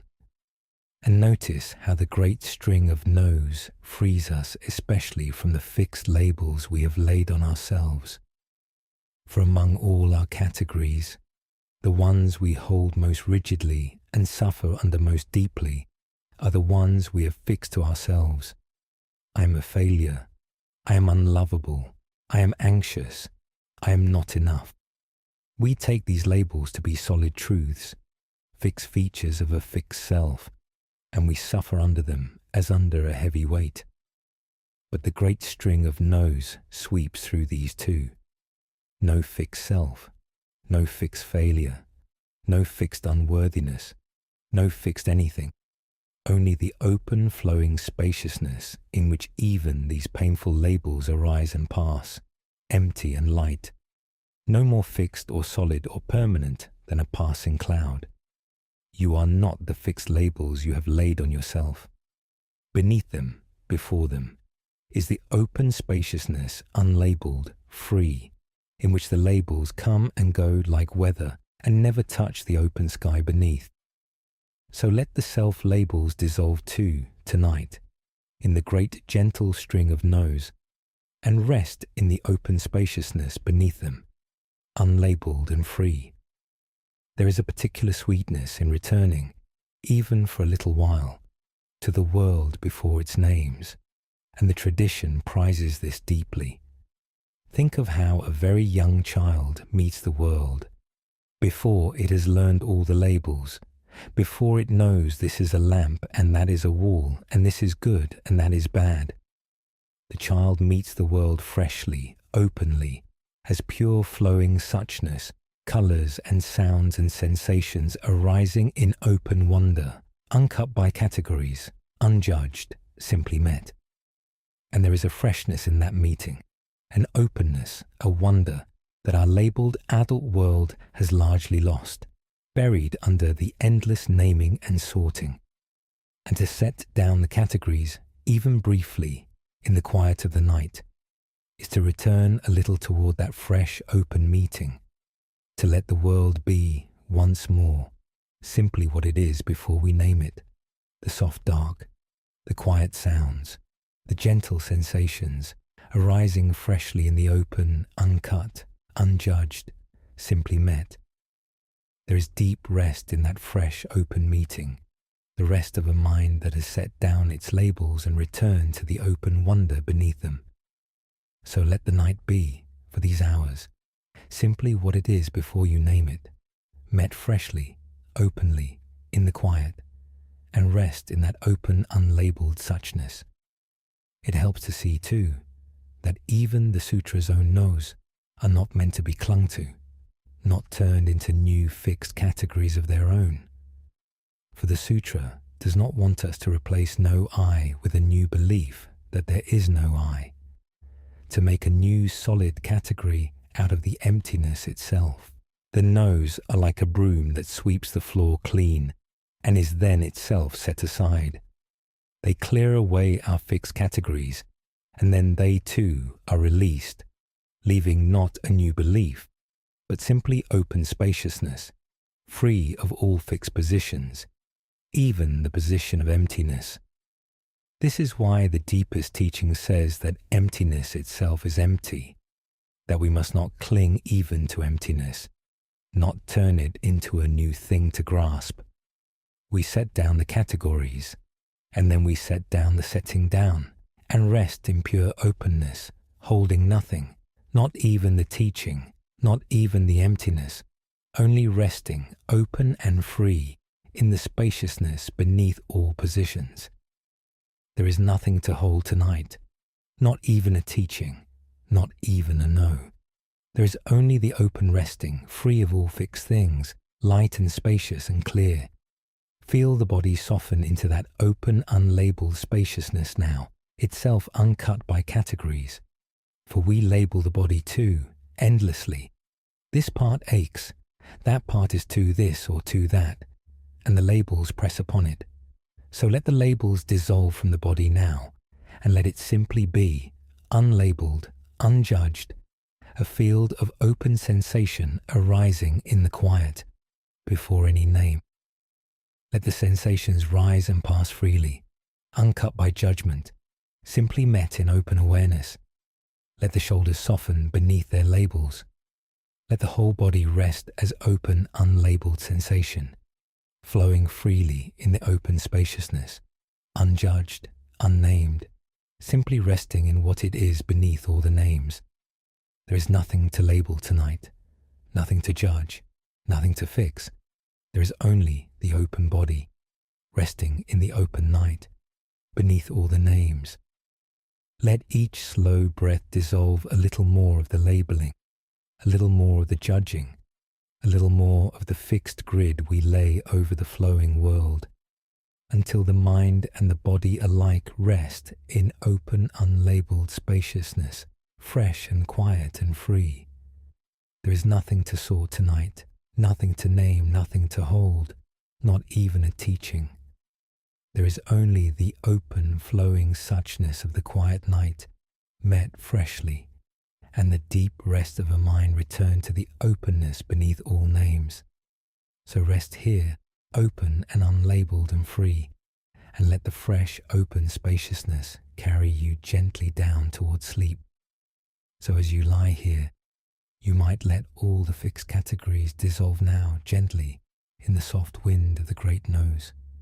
No fixed labels, no fixed judgments, no fixed divisions, no fixed self.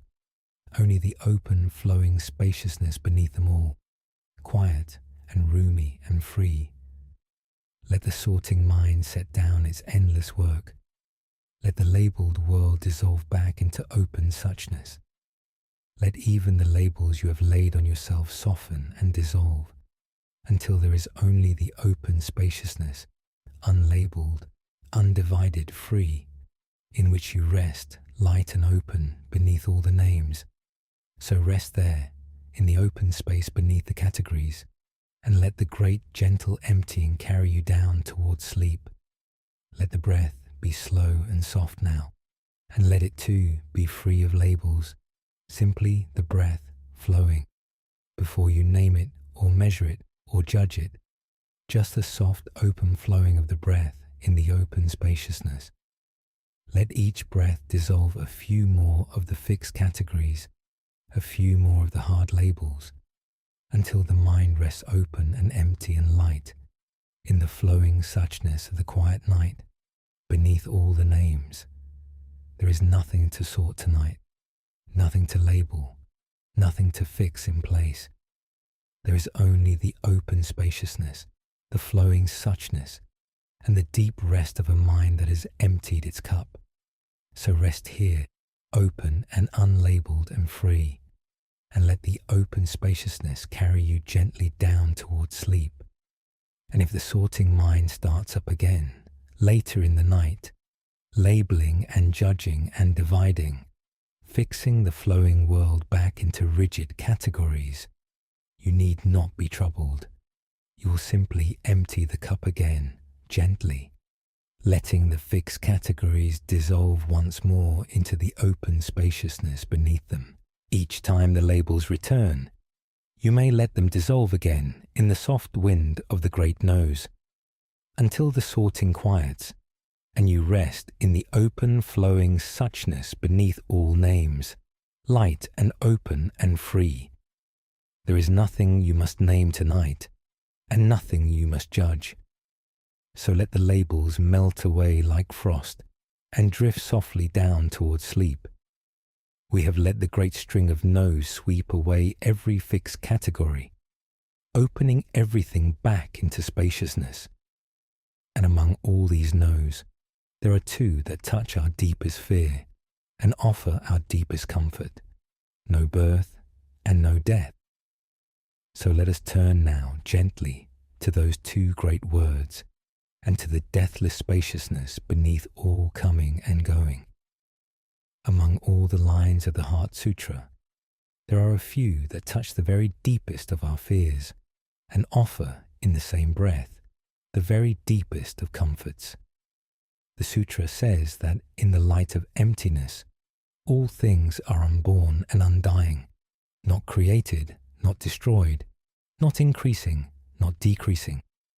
And elsewhere it says, among its great string of no's, no old age and death, and no end of old age and death. These are mysterious words, and we will hold them gently, not to solve them, but to feel the deep spaciousness and the deep comfort they point toward. The sense of a deathless openness beneath all our coming and going, a spaciousness that is never truly born and never truly dies, in which we may rest tonight beneath all our fear. Let us come at it gently, for this touches tender ground. We live, most of us, with a quiet fear humming always beneath the surface, the fear of ending, of loss, of death, our own and that of everyone we love.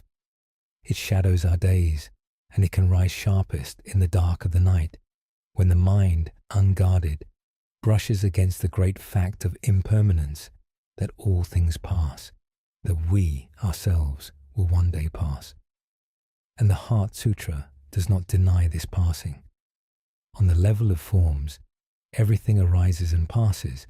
The waves rise and fall, the mist forms and dissolves. But it points, beneath the passing of forms, to something that does not pass, an open spaciousness, an unborn and undying openness, in which all the forms arise and dissolve, and which is itself never born and never dies. And to rest in that deathless spaciousness, even a little, is to find a deep peace beneath the fear of ending. Let us return to the image of the wave and the sea, for it carries this comfort as nothing else does. A wave rises and a wave falls. The wave is born, we might say, and the wave dies. But the water is not born, and the water does not die. The water was there before the wave rose, and it is there after the wave falls. It simply took the shape of a wave for a while, and then released it, and it remains, the same water, the same sea, unborn and undying beneath all the rising and falling of the waves. And when the wave falls, nothing is truly lost. The water that was the wave returns to the sea it never truly left, and rises again as new waves, endlessly, the forms coming and going while the water remains. And the Sutra points to something like this in us, that beneath the wave of our passing form, there is an open spaciousness, a deep water that is never truly born and never truly dies, that we are at the deepest level, and that remains whole and open and undying beneath all the rising and falling of our passing forms. Let us stay with a small story in this spirit. There was an old woman who was dying and who was at peace, and her young grandson, who loved her, came to her frightened and grieving, and asked how she could be so calm when she was about to end, to be lost, to die. And the old woman smiled and asked him, "Do you see the waves on the sea out there?" And he said, "Yes." And she said, "Watch a wave. See it rise and see it fall. When it falls, is the water lost?" He looked and said, "No, it goes back into the sea." And she said, "And does the sea grow less, wave after wave, as each one falls?" He said, "No, the sea is always the sea." And she said, "I am like a wave, my dear. I rose from the great sea of life, and I took this shape for a while, this old woman you love, and now the shape is falling, as all waves fall. But the water is not lost. What I truly am, the deep life, the open spaciousness from which I rose, does not end when this shape falls. It returns to the sea it never left, whole and undying, as it always was. Do not grieve the falling wave," she said. "Remember the sea, which is never born and never dies, and which you are too, beneath your own small wave." And she died peacefully, like a wave gently returning to the sea, from which it had never truly been separate. The grandson carried her words all his life, and slowly came to feel their truth, that beneath the rising and falling of every form, every wave, every life, there is a deep, undying openness, a great sea, from which all forms rise, and to which all return, never truly born, never truly lost, always whole. His grandmother's form had fallen, as all forms fall, but the deep water, the open spaciousness she truly was not lost, could not be lost, for it was never a separate thing that could be born or die, but the very sea itself, whole and undying beneath all the passing waves. And his grief, though real, was held now in something larger, the deep peace of the undying sea, in which every falling wave returns home and rises again, and nothing that truly is ever truly lost. Let us rest here for a moment. Whatever fear of ending you carry, whatever grief for what has passed or must pass, you might let it be held gently in the image of the deep undying sea. The waves rise and fall, the forms come and go, and beneath them all is the open spaciousness that is never truly born and never truly dies, in which every falling wave is held and returns home. You do not need to solve the great mystery tonight, or believe more than you can feel. You have only to let the fear be held in the spaciousness, to sense, however faintly, the deep undying openness beneath all the coming and going. Take a slow, soft breath and rest in the deep sea beneath the passing waves, the deep water that no falling wave has ever diminished, calm and whole and undying beneath all the coming and going. When you are ready, we will go on together. There is a particular comfort here for the sleepless night, for the fear of ending often disguises itself as the fear of letting go into sleep. To fall asleep is, in a small way, to release our grip on our waking self, to let the daytime self dissolve, to sink into a darkness where the familiar me lets go, and something in us can fear this small nightly dissolving, this little letting go of the self into sleep, as a faint echo of the greater letting go we fear. But the deep undying spaciousness offers comfort here too, for just as the wave can fall without the water being lost, we can let the waking self dissolve into sleep without anything truly being lost, sinking into the deep open spaciousness that holds us whether we are waking or sleeping, that was there before we woke this morning and will be there when we wake tomorrow, undying beneath all our rising and falling into and out of sleep. To fall asleep is to trust the deep sea, to let the wave of the waking self gently fall, knowing the water is not lost, knowing we will rise again in the morning, whole, as we always have. And notice how this deep spaciousness has been with us beneath all our sleeping and waking all our life long. Every night we have released the waking self into sleep, let the wave fall, dissolved into the deep dark, and every morning we have risen again, whole, the wave rising once more from the sea that never left us. We have died a little in this gentle way every night of our lives, and risen again every morning, and the deep spaciousness has held us through all of it, undying, faithful, always there beneath the rising and falling. So there is nothing new to fear tonight in letting the waking self dissolve into sleep. It is the oldest and gentlest of releases, practiced every night of your life, and the deep sea has always held you through it, and always brought you home to morning. So let the wave fall tonight, gently, trusting the deep undying sea, and let yourself dissolve, without fear, into the open spaciousness that holds you whether waking or sleeping, and that will bring you home to morning as it always has. There is another image the tradition offers for this deathless openness, and it is space itself, the open sky. Think of the space in a room.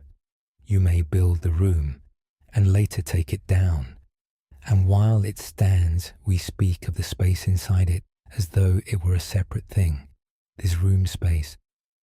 But when the walls come down, where does the space go? It does not die or vanish or end. It was never truly a separate thing to begin with.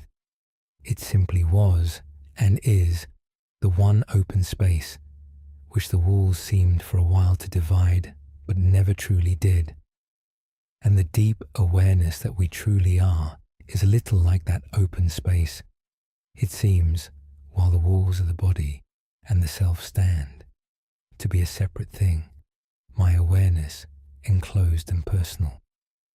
But it is more like the one open space, which the walls seem to divide but never truly do, and which does not end when any particular walls come down. We need not decide the whole mystery tonight. We need only feel gently the spaciousness of it, the sense that what we most deeply are is open, roomy, undivided, more like the boundless sky than like a small, enclosed and perishable thing. And there is deep peace in resting as that openness, the open sky that no falling wall can end, spacious and undying and free. It is worth resting too in the simple comfort that nothing which truly is can ever be wholly lost, only changed in form. The tradition, and even the plainest looking at the world, shows us this. Nothing vanishes into nothing. Everything only transforms, flows on, takes new shapes. The wave becomes the sea, becomes the cloud, becomes the rain, becomes the river, becomes the wave again, endlessly. Nothing lost, only flowing, only changing form. The leaf falls and becomes the earth and becomes the tree and becomes the leaf again. Nothing is ever truly destroyed. It only changes, flows, transforms in an endless dance in which nothing is added and nothing is lost, exactly as the Sutra says, not increasing, not decreasing. And there is a quiet comfort in this, the comfort of belonging to a whole in which nothing is ever truly lost, only endlessly transformed, in which we too, whatever becomes of our passing form, are never truly lost, but flow on, held in the great transforming whole, as the wave flows on into the sea. So let yourself rest tonight in that great flowing whole, in which nothing is lost, only changed, and feel yourself held in it, safe in it, undying in it, as you drift towards sleep. Feel the body now, resting in that deep spaciousness, held by the undying openness beneath all its changing. The body rises and falls with the breath, like a wave. It is always changing, always flowing, never for 2 moments the same. And beneath all its changing, the deep spaciousness holds it, calm and undying and open. Let the body soften into that deep heldness now, releasing its fearful grip on its own solidity and permanence, letting itself be the flowing, changing, wave-like thing it is, held by the deep, undying sea. Let the shoulders release into the spaciousness. Let the chest rise and fall like a gentle wave. Let the whole body rest as a flowing wave upon the deep, undying sea, changing and passing on the surface, held and safe in the deep, no longer bracing against its own impermanence, but resting in the spaciousness that holds all coming and going. Let each slow breath deepen that resting in the undying spaciousness, that trust in the deep sea beneath all the passing waves, until the fear of ending softens and dissolves, and you rest in the deep open peace that no passing form can touch. There is nothing to hold in place tonight, nothing to defend against the flow. There is only the deep undying sea, holding every rising and falling wave, holding you safe and whole and undying beneath all your changing. So rest here, in the deep spaciousness, held by the undying openness, and let it carry you gently down towards sleep. So as you lie here, you might let the fear of ending soften now, held in the deep, undying spaciousness beneath all coming and going. Let the waking self begin to dissolve, gently, like a wave falling back into the sea, trusting that nothing truly is lost, that the deep water holds you, that you will rise again in the morning whole. You do not have to hold your waking self in place tonight. You may let it fall softly into the deep open sea of sleep, held by the undying spaciousness that was never born and never dies, and that holds you always beneath all your rising and falling. So rest there in the deep undying sea, and let the wave of the waking self fall gently into sleep. Let the breath be slow and soft now, and let each breath be like a small wave, rising and falling, on the deep undying sea. There is no need to hold the breath or the self or anything at all. Let it all rise and fall freely, held by the deep spaciousness beneath, the undying openness that loses nothing, that holds every falling wave and brings it home. So let yourself rise and fall with the breath gently on the deep sea, and let the waking self dissolve softly into the undying spaciousness, drifting down, held and safe, towards sleep. And if the fear of ending rises again later in the night, or the fear of letting go into sleep, you need not be troubled.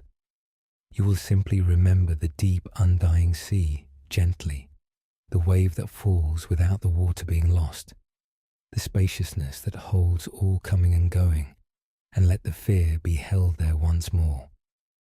Each time the fear rises, you may rest it in the deep sea until it softens, and you let the waking self dissolve, trusting into the undying openness, drifting softly down towards sleep. We have rested in the deep undying spaciousness beneath all coming and going, and let the fear of ending soften in the deep sea. And now the sutra turns to a line that offers a different kind of release, a release that touches the very striving of our lives. No attainment, it says, with nothing to attain. So let us turn now, gently and slowly, to that great and restful line, and to the deep and simple peace of having nothing left at all to achieve. There is a line near the center of the Heart Sutra that may be the most restful of all, especially for a tired and striving heart. After the great string of no's, the sutra says, no attainment with nothing to attain. And it says that it is precisely because there is nothing to attain, nothing left to gain or reach or achieve, that the great beings of wisdom rest in perfect and unshakable peace. Nothing to attain. Let those two words settle for a moment, slowly, for they run against nearly everything the striving world has ever told us, and yet they carry a peace the striving world can never give. We are taught all our lives that we must attain, achieve, accomplish, get somewhere, become someone, reach some goal that will finally make us complete. And here the deepest wisdom says gently, there is nothing to attain, and this is not a discouragement, but the very ground of peace. Tonight let us rest in that astonishing freeing truth, that there is nothing you must achieve, nowhere you must get to, nothing you must attain, and that this is the deepest rest there is. Let us feel, first, how much of our restlessness is the restlessness of striving, of always reaching for something not yet here. We live, most of us, leaning forward into the future, toward the next goal, the next achievement, the thing we must attain before we can finally rest. When we reach it, we feel a moment's satisfaction, and then the striving begins again, reaching for the next thing, and the next, an endless leaning forward that never arrives, never rests, never feels complete. And it is exhausting, this ceaseless striving, this always reaching for the not yet, this feeling that we are not yet where we should be, not yet who we should be, not yet complete. And the sutra's great line cuts gently through all of it. There is nothing to attain. You are not incomplete, and you never were. There is no goal you must reach, no summit you must climb before you can finally rest.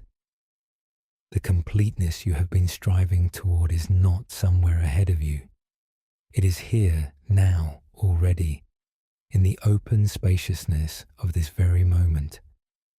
Let us understand this gently, for it can be misheard as a counsel of despair, and it is the opposite. It does not mean that nothing matters, or that we should never act or care or grow. It means that the deep peace we seek is not a prize to be won at the end of our striving, not an attainment waiting somewhere ahead, but the open spaciousness that is always already here beneath all our striving, available in this very moment, needing nothing added, nothing achieved.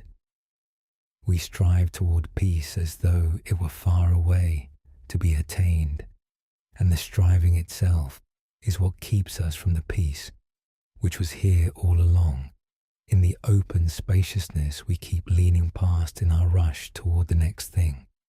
To rest, truly rest, we have only to stop striving, stop reaching, stop leaning forward toward the not yet, and settle back into the open completeness of this very moment, which lacks nothing, which needs no attainment, which is already whole.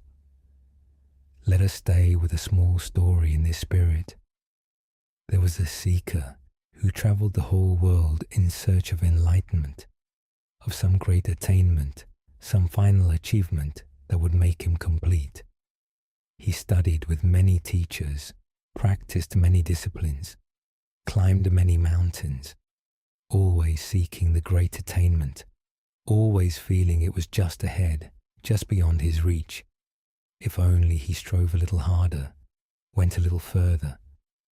And after many years of exhausting search, he came, worn out, to an old teacher and begged to be shown the great attainment he had sought so long. And the teacher asked him, "What are you seeking?" And the seeker said, "Completeness, peace, the great attainment." And the teacher said, "Who is it that seeks? Stop, just for a moment, and stop seeking, and tell me what is missing right now." And the seeker, exhausted, stopped, and for the first time in many years he was not reaching for anything, not striving toward anything, just sitting, just breathing, just here. And the teacher asked again, in this moment, with the seeking stopped, "What is missing?" And the seeker looked and found, to his astonishment, that nothing was missing, that in the simple open moment, with the striving stopped, there was a completeness, a peace, a spaciousness that lacked nothing at all.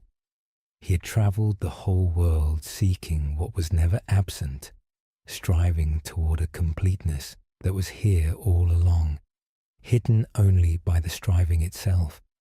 There was nothing to attain. There never had been. The peace was in the stopping, in the open moment, in the completeness that was always already here, waiting quietly beneath all his years of restless searching.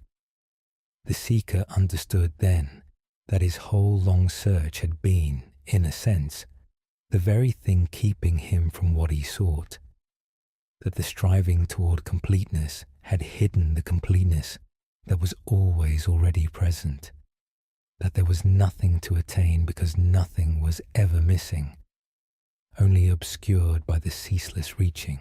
And he stopped seeking, at last, not in despair, but in deep relief, settling back into the open completeness of the present moment, which needed nothing added, nothing achieved, nothing attained.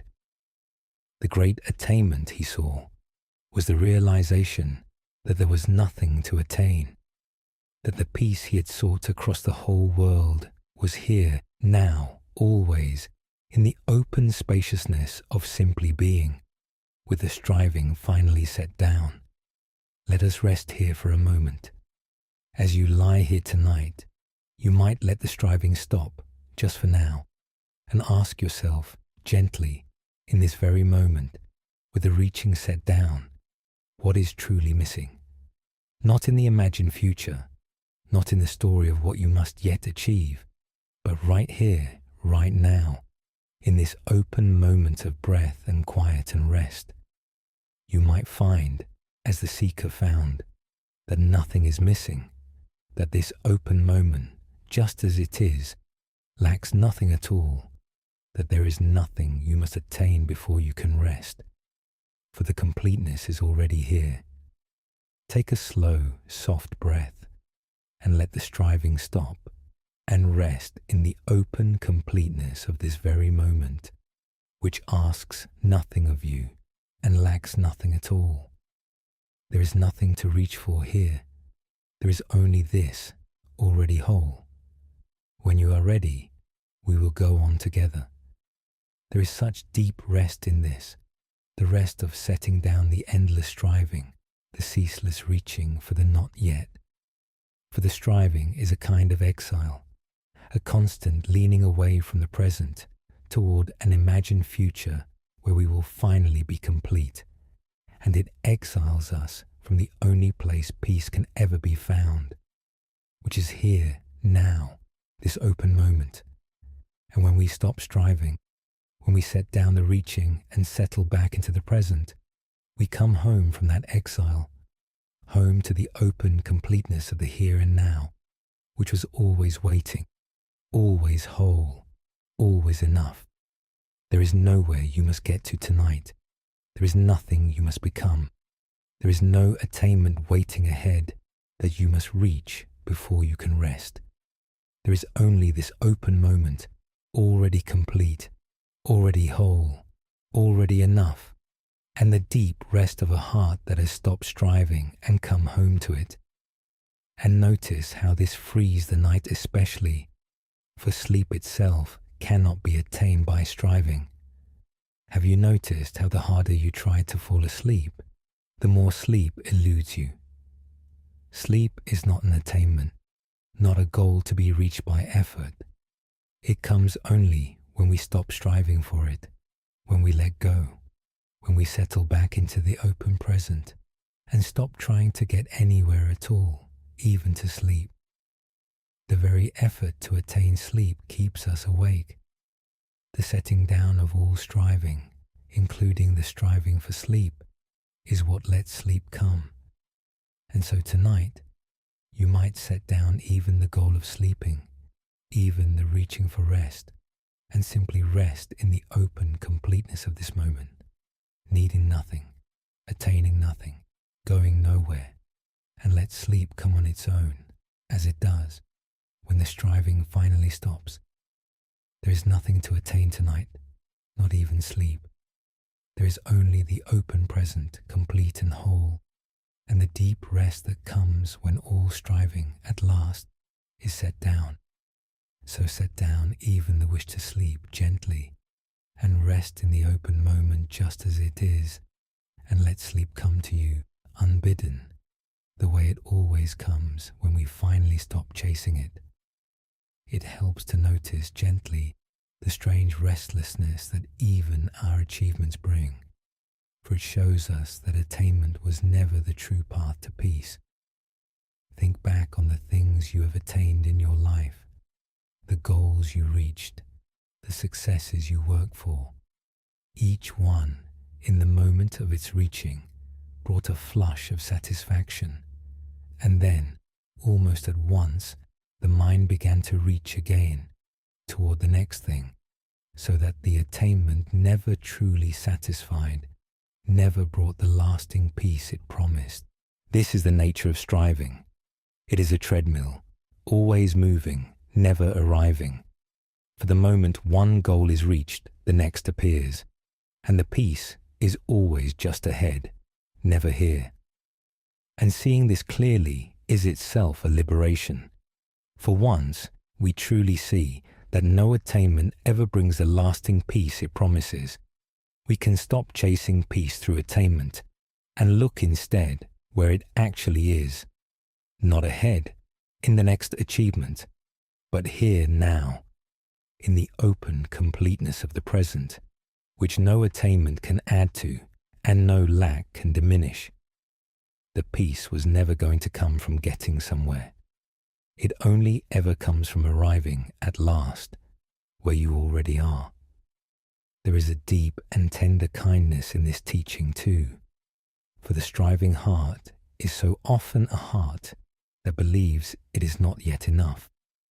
We strive because somewhere we feel incomplete, unworthy, not yet good enough, as though we must achieve and attain our way into being acceptable, into deserving rest, into being enough. And the Sutra's gentle line, nothing to attain, speaks directly to that ache. There is nothing you must attain to be enough, because you are not, and never were, incomplete. The completeness you have been striving toward is not a distant prize you must earn. It is your own deepest nature, here, now, already whole, already enough, needing no achievement to make it so. You do not have to earn your rest tonight by having attained enough today. You do not have to achieve your way into being worthy of peace. You are already whole, already complete, already enough, exactly as you are, in this open moment. And you may rest in that wholeness now, needing to attain nothing, needing to prove nothing, needing only to settle into the completeness that was always already yours. Feel the body settle into that open completeness now, releasing its subtle striving. For the body, too, holds a striving, a faint readiness to get up and do, to reach and achieve, a low forward-leaning tension even in rest. Let that striving release from the body now. Let the forward lean settle back. Let the muscles that stand ready to reach and do and achieve grow soft and still, released from all striving, settling back into the open completeness of simply being here, now, at rest. Let the shoulders settle back. Let the whole body sink back out of its forward-leaning striving into the open ease of the present, needing to reach for nothing, needing to attain nothing, needing only to rest, here, now, complete. Let the body be, at last, simply here, simply resting, simply complete, with nothing to reach for and nothing to attain. Let each slow breath deepen that settling back, that release of striving, that homecoming to the open completeness of the present, until the reaching stops entirely and you rest in the deep peace of a heart that has nothing left to attain. There is nowhere to get to tonight, nothing to achieve, nothing to reach for, not even sleep. There is only the open present, already whole, already complete, holding you gently, needing nothing added. So rest here, complete and whole and enough, with all striving set down, and let the deep peace of nothing to attain carry you gently down towards sleep. So as you lie here, you might let all striving cease now, gently, settling back into the open completeness of this very moment. Let go of the reaching for the not yet, the leaning toward the future, the feeling that you must get somewhere, or become someone, or attain something before you can rest. There is nothing to attain tonight. There is nowhere to get to. There is only this open moment, already whole, already complete, already enough, holding you gently in its spaciousness. So set down the striving and come home to the present and rest in the open completeness that needs nothing added, drifting gently down towards sleep. Let the breath be slow and soft now, and let it not reach for anything, not even for the next breath, simply resting in each breath as it comes, complete in itself, needing nothing. There is nothing to attain in the breath, nowhere for it to get to. It simply rises and falls, complete in each moment, and you may rest in it, complete in each moment, needing nothing, attaining nothing, going nowhere at all. So let the striving fall away with each breath and rest in the open completeness of simply being here now, whole, and let that deep rest carry you gently down towards sleep. And if the striving starts up again, later in the night, the reaching for the not yet, the feeling that you must get somewhere or attain something, even the striving to fall asleep, you need not be troubled. You will simply set it down again, gently, and settle back into the open completeness of the present moment, which needs nothing and lacks nothing. Each time the reaching returns, you may let it fall away and come home again to the open here and now until the striving quiets and you rest in the deep completeness that was always already here. There is nowhere you must get to tonight. There is nothing you must become. You are already whole, already enough, already home.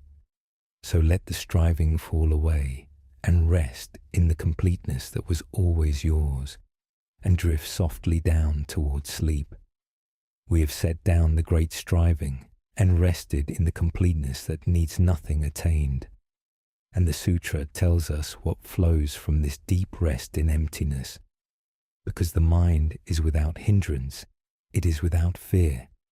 So let us turn now gently to those beautiful words and to the deep, fearless peace that opens when the walls of the mind dissolve. There is a line in the Heart Sutra that describes the deep peace of one who rests in emptiness, and it is perhaps the most comforting line of all for a fearful, restless heart. Because there is nothing to attain, the Sutra says, the great being of wisdom rests in perfect wisdom, and the mind is without hindrance. And because the mind is without hindrance, there is no fear. Without hindrance, without fear. Let those quiet words settle gently for a moment and feel how much they promise. The hindrances of the mind, the walls, the obstructions, the tight fixed places where we get stuck and caught, all dissolve in the open spaciousness of emptiness. And when the hindrances dissolve, fear dissolves with them, for fear needs walls to cling to, fixed things to defend. And in the open spaciousness there are no walls, nothing fixed, nothing to defend, and so no place for fear to take hold. Tonight let us rest in that deep, fearless, unobstructed openness. Let us understand gently how emptiness dissolves fear, for this is one of its deepest gifts. Fear, when we look at it closely, is almost always a fear of something happening to a fixed thing we are defending. Most of all, the fixed separate self. We fear loss because we are clinging to something we want to keep fixed. We fear failure because we are defending a fixed image of ourselves. We fear ending because we are clinging to a fixed self we do not want to lose.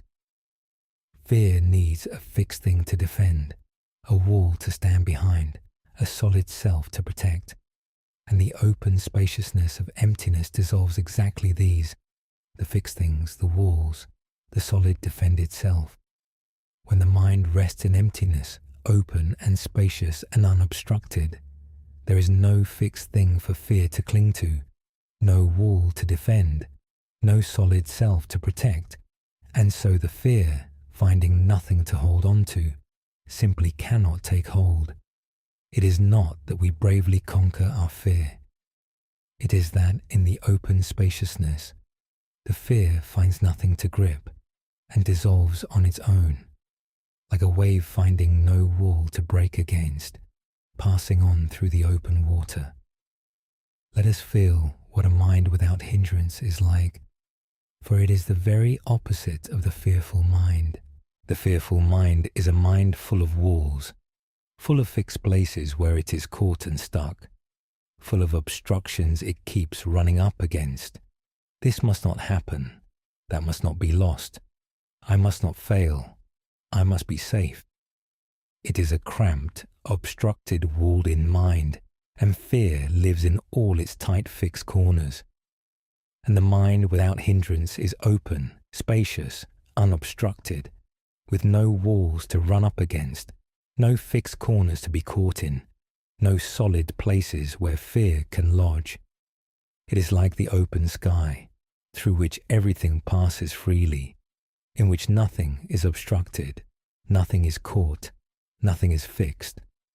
And in that open, unobstructed spaciousness, there is a deep fearlessness, not the fearlessness of one who has conquered fear by force, but the natural fearlessness of open space, in which fear finds nothing to hold and simply cannot take root. Let us stay with a small story in this spirit.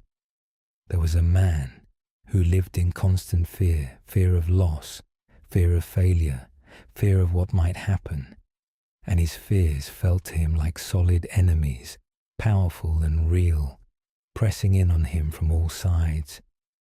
And he went to a teacher and begged to be freed from his fears, to be made strong enough to fight them off. And the teacher said, "You cannot fight your fears, for fighting them only makes them more solid. Come and let us look at where they live." And the teacher had him sit quietly and look closely at a fear, at the very place in the mind where it seemed to live. And the man looked, expecting to find a solid enemy, and instead he found, when he looked closely, that the fear had no solid center at all. It was a swirl of thoughts and sensations, a tightening, a story, all of it flowing and empty, with no solid fixed thing at its heart, nothing actually there to fight or fear. The closer he looked, the more the solid fear dissolved into open, empty, flowing space, until he could not find the solid enemy anywhere, only open spaciousness where he had thought a monster stood. And the teacher said, "You see, the fear seems solid only because you never look closely. Look into it, and you find it empty, open, with nothing solid to hold you. The walls you feared are made of mist. Walk through them into the open space, and you will find there is nothing there to harm you, only open spaciousness in which fear cannot live." The man learned slowly that his fears were not the solid enemies he had taken them to be, but empty, open, flowing things, walls of mist that dissolved when he looked closely into them, revealing only open spaciousness where he had imagined solid dangers. And his relationship to fear changed entirely, for he no longer needed to fight it or flee it or defend against it. He had only to look into it, into its empty open center, and find the spaciousness there, the mist dissolving, the open sky behind the wall. The hindrances of his mind, the fixed walls of his fear, revealed themselves as empty, and in that emptiness his fear could find nothing to hold, and dissolved, and he rested, at last, in the open, unobstructed, fearless spaciousness that had been there all along, behind the walls of mist. Let us rest here for a moment. Whatever fear you carry into the dark tonight, you might look at it gently, not to fight it, but to look into its center and notice that it may not be as solid as it seems. Look for the solid core of the fear, and you may find, as the man found, only a swirl of thoughts and sensations, flowing and empty, with no solid fixed thing to hold you, only open spaciousness where you imagined a wall. You need not fight the fear tonight. You have only to look into it gently and find the open space at its heart, the mist dissolving, the fearless spaciousness behind the wall. Take a slow, soft breath and rest in the open space where fear finds nothing to hold. You need not push the fear away, and you need not fight it. Only look gently into it and find the openness at its center, and let it dissolve there like mist in the widening light. When you are ready, we will go on together. There is such deep peace in this, the peace of the unobstructed mind, in which fear finds no wall to cling to. For most of our fearful nights are spent behind walls, defending fixed things, bracing against imagined dangers, caught in the tight obstructed corners of the fearful mind. And when the walls dissolve, when we see the emptiness of the fixed things we were defending, the mind opens into spaciousness, and the fear, finding nothing solid to grip, dissolves, and we rest in an open, unobstructed peace, fearless not because we have fought and won, but because there is simply nothing left for fear to hold. The open sky has no walls for the storm to break against. The open space has no fixed thing for fear to defend. And the mind resting in emptiness, open and spacious and unobstructed, is naturally fearless, naturally at peace, naturally free, for fear cannot live where there is nothing fixed to cling to. And notice how this open fearlessness is especially a gift for the night, when fears so often rise. In the dark, unguarded, the mind's fears can loom large and solid, pressing in, keeping us tight and wakeful and afraid. And the teaching of emptiness offers, right there in the fearful dark, a place of refuge. Not the fighting of the fears, which only makes them more solid, but the opening into spaciousness, the looking into the empty heart of the fear, the resting in the open, unobstructed space where fear finds nothing to hold. When a fear rises in the night, you need not battle it or flee it. You might simply open around it. Let it be held in the vast open spaciousness. Look gently into its empty center and let it dissolve like mist into the open sky. The night need not be a place of walls and fears. It can be an open, spacious, fearless sky in which whatever arises simply passes through, held in the open, finding nothing to cling to, dissolving into the spaciousness as you rest. It is worth resting too in how this fearlessness is not a hardness, but a softness, not a bracing against the world, but an opening to it. We often imagine that to be unafraid we must become tough, armored, defended, walled against all that might harm us. But that is not the fearlessness of the Sutra. The Sutra's fearlessness is the fearlessness of open space, which is not armored at all, but utterly soft and open, and precisely because it is open, cannot be harmed. You cannot wound the open sky. You cannot break the empty space. A sword swung through open air meets nothing, harms nothing, for there is nothing solid there to cut. And the mind that is opened into spaciousness is like that open air, not armored, not defended, but so open, so empty of fixed solid things, that the arrows of fear and loss and change pass through it and find nothing to wound. This is a far deeper safety than any armor, the safety of openness itself, which cannot be threatened because it holds nothing fixed to lose. So let yourself be soft and open tonight, not armored, not braced, but open as the sky, and rest in the deep safety of the openness that nothing can harm.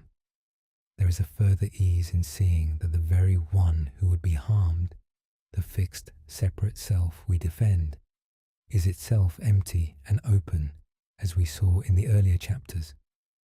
For fear always asks, what will happen to me, and clings to a solid me that must be protected. But when the me softens into the open flowing streams, when the solid self is seen to be spacious and empty, then the one fear was defending grows soft and open too, and the whole structure of fear, the wall, and the one behind the wall, dissolves together into open spaciousness. There is no solid self to be harmed, and no solid harm to come to it, only open spaciousness in which experiences arise and pass, held lightly, gripping nothing, defending nothing. And in that seeing, a great tension of the whole being can release, the deep tension of self-defense that underlies so much of our fear, and we can rest, open and undefended and safe, in the spaciousness where there is no one to be harmed and nothing to harm them. So let the defended self grow soft and open tonight, and rest in the fearless openness where the whole structure of fear has quietly dissolved. Feel the body release its fear now. It's bracing its armor, softening into open, undefended ease. For fear lives in the body as tension, as a bracing, a hardening, a readiness to fight or flee, and it eases when we feel truly safe. So let the body feel safe now, held in the open, fearless spaciousness, and let its bracing soften and release. Let the belly, which clenches in fear, grow soft and open. Let the shoulders, which brace against threat, drop and release. Let the whole body let go of its armor, its readiness, its defense, and rest soft and open and undefended in the deep safety of the open spaciousness, where nothing threatens and nothing must be guarded against. Let the body be soft as open air, safe as the empty sky, resting undefended in the fearless open space. Let each slow breath deepen that fearless openness, softening a little more of the armor, releasing a little more of the bracing, until the body and the mind alike rest open and undefended and safe, like the open sky through which all things pass and nothing is wounded. There is nothing to defend tonight, and no one to defend. There is only the open, fearless spaciousness, soft and safe and free, holding you gently as you drift toward sleep. So rest here, open and undefended and unafraid, in the spacious sky of the mind, and let the fearless openness carry you softly down towards sleep. So as you lie here, you might let the mind open now, gently, into its own unobstructed spaciousness, where fear finds no wall to cling to. Let the walls dissolve. Let the fixed things you are defending soften into openness. Let whatever fear arises be held in the vast open sky of the mind, looked into gently, found empty at its heart, dissolving like mist into the open space. There is nothing solid to defend tonight, no wall for fear to grip, no fixed thing for it to threaten. There is only the open, spacious, unobstructed mind, fearless and free, in which whatever arises simply passes through and dissolves. So rest there, in the open, fearless spaciousness, and let its deep peace carry you gently down towards sleep. Let the breath be slow and soft now, and let each breath widen the open space, dissolving a few more of the walls, softening a few more of the fixed places where fear takes hold, until the mind rests open and unobstructed and fearless, like the open sky, through which everything passes freely and nothing is caught. There is nothing to defend tonight and nothing solid for fear to hold. There is only the open spaciousness, fearless and free, holding you gently as you drift towards sleep. So rest here, in the unobstructed open sky of the mind, where fear finds nothing to cling to, and let the fearless spaciousness carry you softly down towards sleep. And if a fear rises again, later in the night, seeming solid and pressing and real, you need not fight it. You will simply look into it again, gently, finding its empty open center, letting it be held in the vast open spaciousness where it finds nothing to grip, and watching it dissolve like mist into the open sky.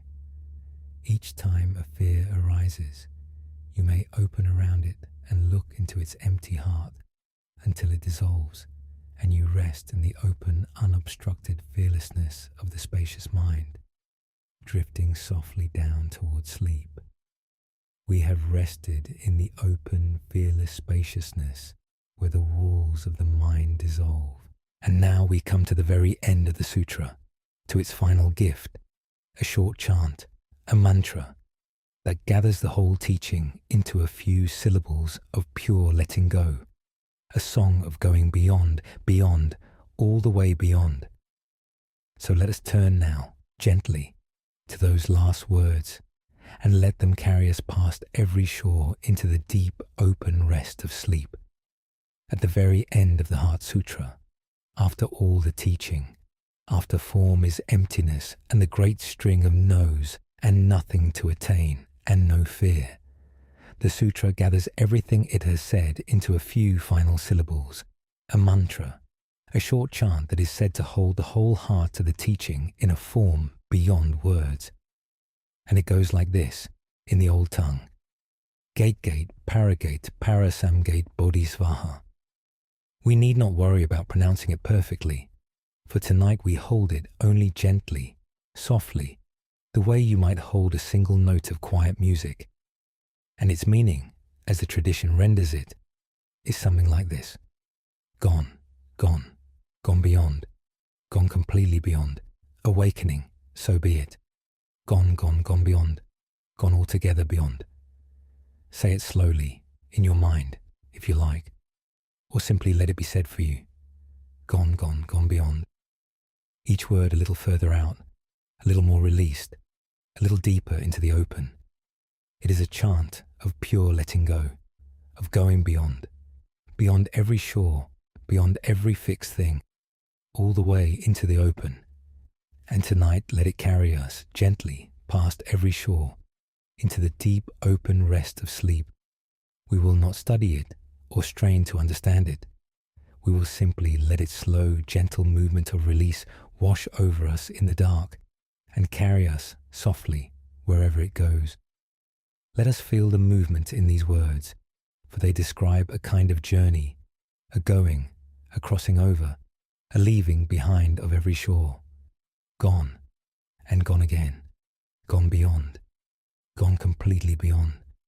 It is the movement of letting go, carried all the way to its end, the letting go of everything, every fixed thing, every category, every attainment, every fear, every shore we might stand on or cling to, until there is nothing left to stand on and nothing left to cling to. Only the open, only the beyond, only the vast spaciousness past every shore. It is the great final letting go, the release of even the letting go itself, the going beyond even the going beyond, all the way into the open, where there is nothing to hold and nothing to be, only the deep open spaciousness, gone completely beyond. Not a frightening loss, but a homecoming, not a falling into nothing, but a settling into the boundless open that was always there, beneath every shore we ever clung to. The tradition often speaks of this teaching as a raft, a boat that carries us across a river, from the near shore of our suffering and grasping to the far shore of freedom and peace. And the mantra is the sound of that crossing, the going, gone, gone, gone beyond, from the near shore to the far shore and beyond even that. But there is a deeper turn in it too, for the teaching says that once we have crossed, we do not carry the raft on our backs, we set it down. Having reached the far shore, we let go even of the teaching that carried us, even of emptiness, even of the letting go and rest at last, with nothing at all in our hands, on the far shore that is no shore, in the open beyond that cannot be stood upon or grasped. Gone, gone, gone beyond, gone completely beyond. Even the going is left behind. Even the beyond is released. And there is only the open, deep and free and boundless, in which we finally, fully rest. Let us stay with a small image in this spirit. Think of a boat crossing a wide, dark river at night, from one shore to the other. On the near shore is everything we have carried, all our grasping, our fear, our fixed ideas, our striving, the whole heavy burden of the clinging mind. And the boat pushes off and begins to cross. And with each stroke the near shore grows more distant, the burden more remote, until it fades entirely into the dark behind us. Gone. And the boat crosses the wide open water, the dark river, the vast between, where there is no shore at all, only the open water and the open sky and the deep crossing. Gone beyond. and it reaches at last not a far shore of new things to grasp, but the open, the boundless, the spaciousness past all shores, where the boat itself may be released, and we rest, floating, held by the deep open water, with nothing left to carry, nothing left to cling to, nothing left to be. Gone completely beyond. Only the open water, the open sky, the deep boundless rest, past every shore. You do not need to understand the mantra, or to chant it, or to remember it. You have only to feel the movement it carries, the deep and gentle going beyond, the letting go of every shore, the crossing into the open, and you might let it carry you now, tonight, as you lie here, gone, letting go of the day, the near shore fading behind you, gone, letting go of the striving, the fear, the fixed ideas, gone beyond, crossing the open water, past every shore, gone completely beyond, releasing even the letting go, resting at last in the open, boundless spaciousness, where there is nothing to hold and nothing to be, only the deep open rest, past every shore, gone completely beyond, into sleep. Let us rest here for a moment. You might let the gentle movement of the mantra carry you now, releasing shore after shore. Let go of the day, gone. Let go of the striving and the fear, gone. Let go of the fixed ideas, the categories, the solid self, gone beyond. And let go even of the letting go, of the teaching itself, resting in the open with nothing at all in your hands, gone completely beyond. There is nothing to hold now, no shore to cling to, only the open water, the open sky, the deep, boundless rest past every shore. Take a slow, soft breath and let yourself be carried gently into the open beyond, past every shore, with a quiet gladness, a soft yes, a peaceful so be it. There is nothing to fear in this crossing, and nothing to lose, only the deep open rest welcoming you. When you are ready, we will go on together. There is such deep rest in this final letting go, the letting go of everything, even the letting go itself, for all through our lives, and even all through this sutra, we have been holding something, some shore to stand on, some teaching to grasp, some self to be, some ground beneath our feet. And the final movement of the mantra releases even these, carrying us past every shore into the open, where there is nothing to stand on, and nothing to hold, and nothing to be. And yet, astonishingly, we do not fall. We are not lost. We are held, floating, by the deep open spaciousness itself, more safely than any shore could hold us, to let go of every shore and find that the openness holds us anyway, more gently and more surely than any solid ground, is the deepest rest and the deepest trust there is. And it is exactly the letting go that sleep asks of us, the release of every shore, the trust in the open dark, the going beyond the waking self into the deep boundless rest. And notice how perfectly this final movement carries us into sleep, for sleep is itself a going beyond, a crossing over, a leaving of every shore. To fall asleep is to let go of the day, the near shore fading, to let go of the striving and the thinking, to let go at last of the waking self itself, crossing into the open dark where the familiar me dissolves.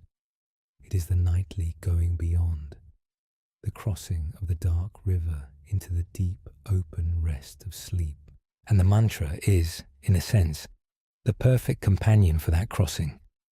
Gone, gone, gone beyond, gone completely beyond, releasing shore after shore, carrying us gently past every fixed thing into the open dark, until we cross, at last, into sleep itself, the deep, boundless rest past every shore. So let the mantra's gentle movement be your boat tonight, carrying you across the dark river, past every shore, gone, gone, gone beyond, into the deep open rest of sleep. You have crossed this river every night of your life, releasing the waking self into the dark and waking whole in the morning. And you may cross it again tonight, gently, trusting the deep water, letting every shore fade behind you, carried by the soft going beyond into the boundless rest. It is worth resting in the strange comfort that these ancient syllables have carried for so many, across so many centuries. This little mantra has been chanted softly at the end of the Heart Sutra by countless voices, in countless temples, through countless nights, for well over 1,000 years. Monks have murmured it in the dark. The dying have been soothed by it. The grieving have found in it a gentle carrying across. There is something in its very sound, in the slow repetition of gone, gone, gone beyond, that soothes at a level beneath meaning, the way a lullaby soothes a child who does not yet understand the words. You do not need to grasp it with your mind. You may simply let its sound, its rhythm, its gentle movement of release wash over you in the dark, joining your voice silently to the vast quiet chorus of all who have been carried by it before you across all the centuries into peace. Let it carry you as it has carried them, gently past every shore, into the deep open rest. There is a particular beauty in the last word of the mantra, svaha, which the tradition renders as something like so be it, or be well, or a joyful letting it be so. For after all the going beyond, all the releasing of every shore, the mantra does not end in a cold void, but in a warm and gentle blessing, a joyful yes to the open, a so be it that welcomes the boundless rest. It is not a grim letting go, not a bleak dissolving, but a glad release, a peaceful yes, a settling into the open with a quiet gladness. And so, as you let go of every shore tonight, you might let it be a glad letting go, a gentle yes to the deep open rest, a peaceful so be it as you cross into sleep, not a falling into emptiness feared, but a gentle settling into openness welcomed, with a quiet gladness, a soft yes, a peaceful so be it, as the deep open rest receives you. Let there be that gladness in your letting go tonight, that warm yes at the heart of the release, as you drift gently and gladly past every shore into sleep. Feel the body now, released from every shore, floating in the deep open water. Let it grow soft and weightless, as though floating on the gentle swell of a calm, dark sea, held by the deep water, needing to hold nothing, needing to reach nothing, only floating, released, carried. Let the arms float free and easy. Let the legs grow soft and weightless. Let the whole body release its last holding, its last grip on any shore, and float, weightless and free, on the deep open water, carried gently by the boundless rest past every shore. There is nothing to hold on to now, and no need to hold on, for the deep water holds you more gently than any shore, and you may simply float, released and weightless and free, carried softly towards sleep. Let each slow breath carry you a little further out onto the deep open water, a little further past every shore, a little deeper into the boundless rest, until you float, weightless and released and free, held by the deep open spaciousness, with nothing left to hold and nothing left to be.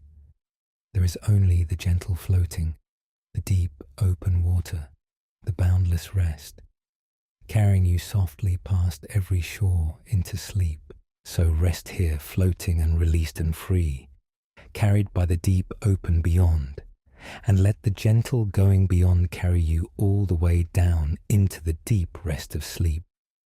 So as you lie here, you might let yourself be carried now, gently, past every shore, into the open beyond. Let the day go, gone. Let the striving and the fear and the fixed ideas go, gone. Let the categories and the solid self go, gone beyond. Let even the letting go go, resting in the open with nothing in your hands, gone completely beyond. There is nothing to hold tonight, no shore to cling to, no self to be. There is only the deep open water, the boundless spaciousness, holding you gently as you cross, past every shore, into the deep open rest of sleep. So let yourself be carried gently, gone, gone, gone beyond, into the open dark, towards sleep.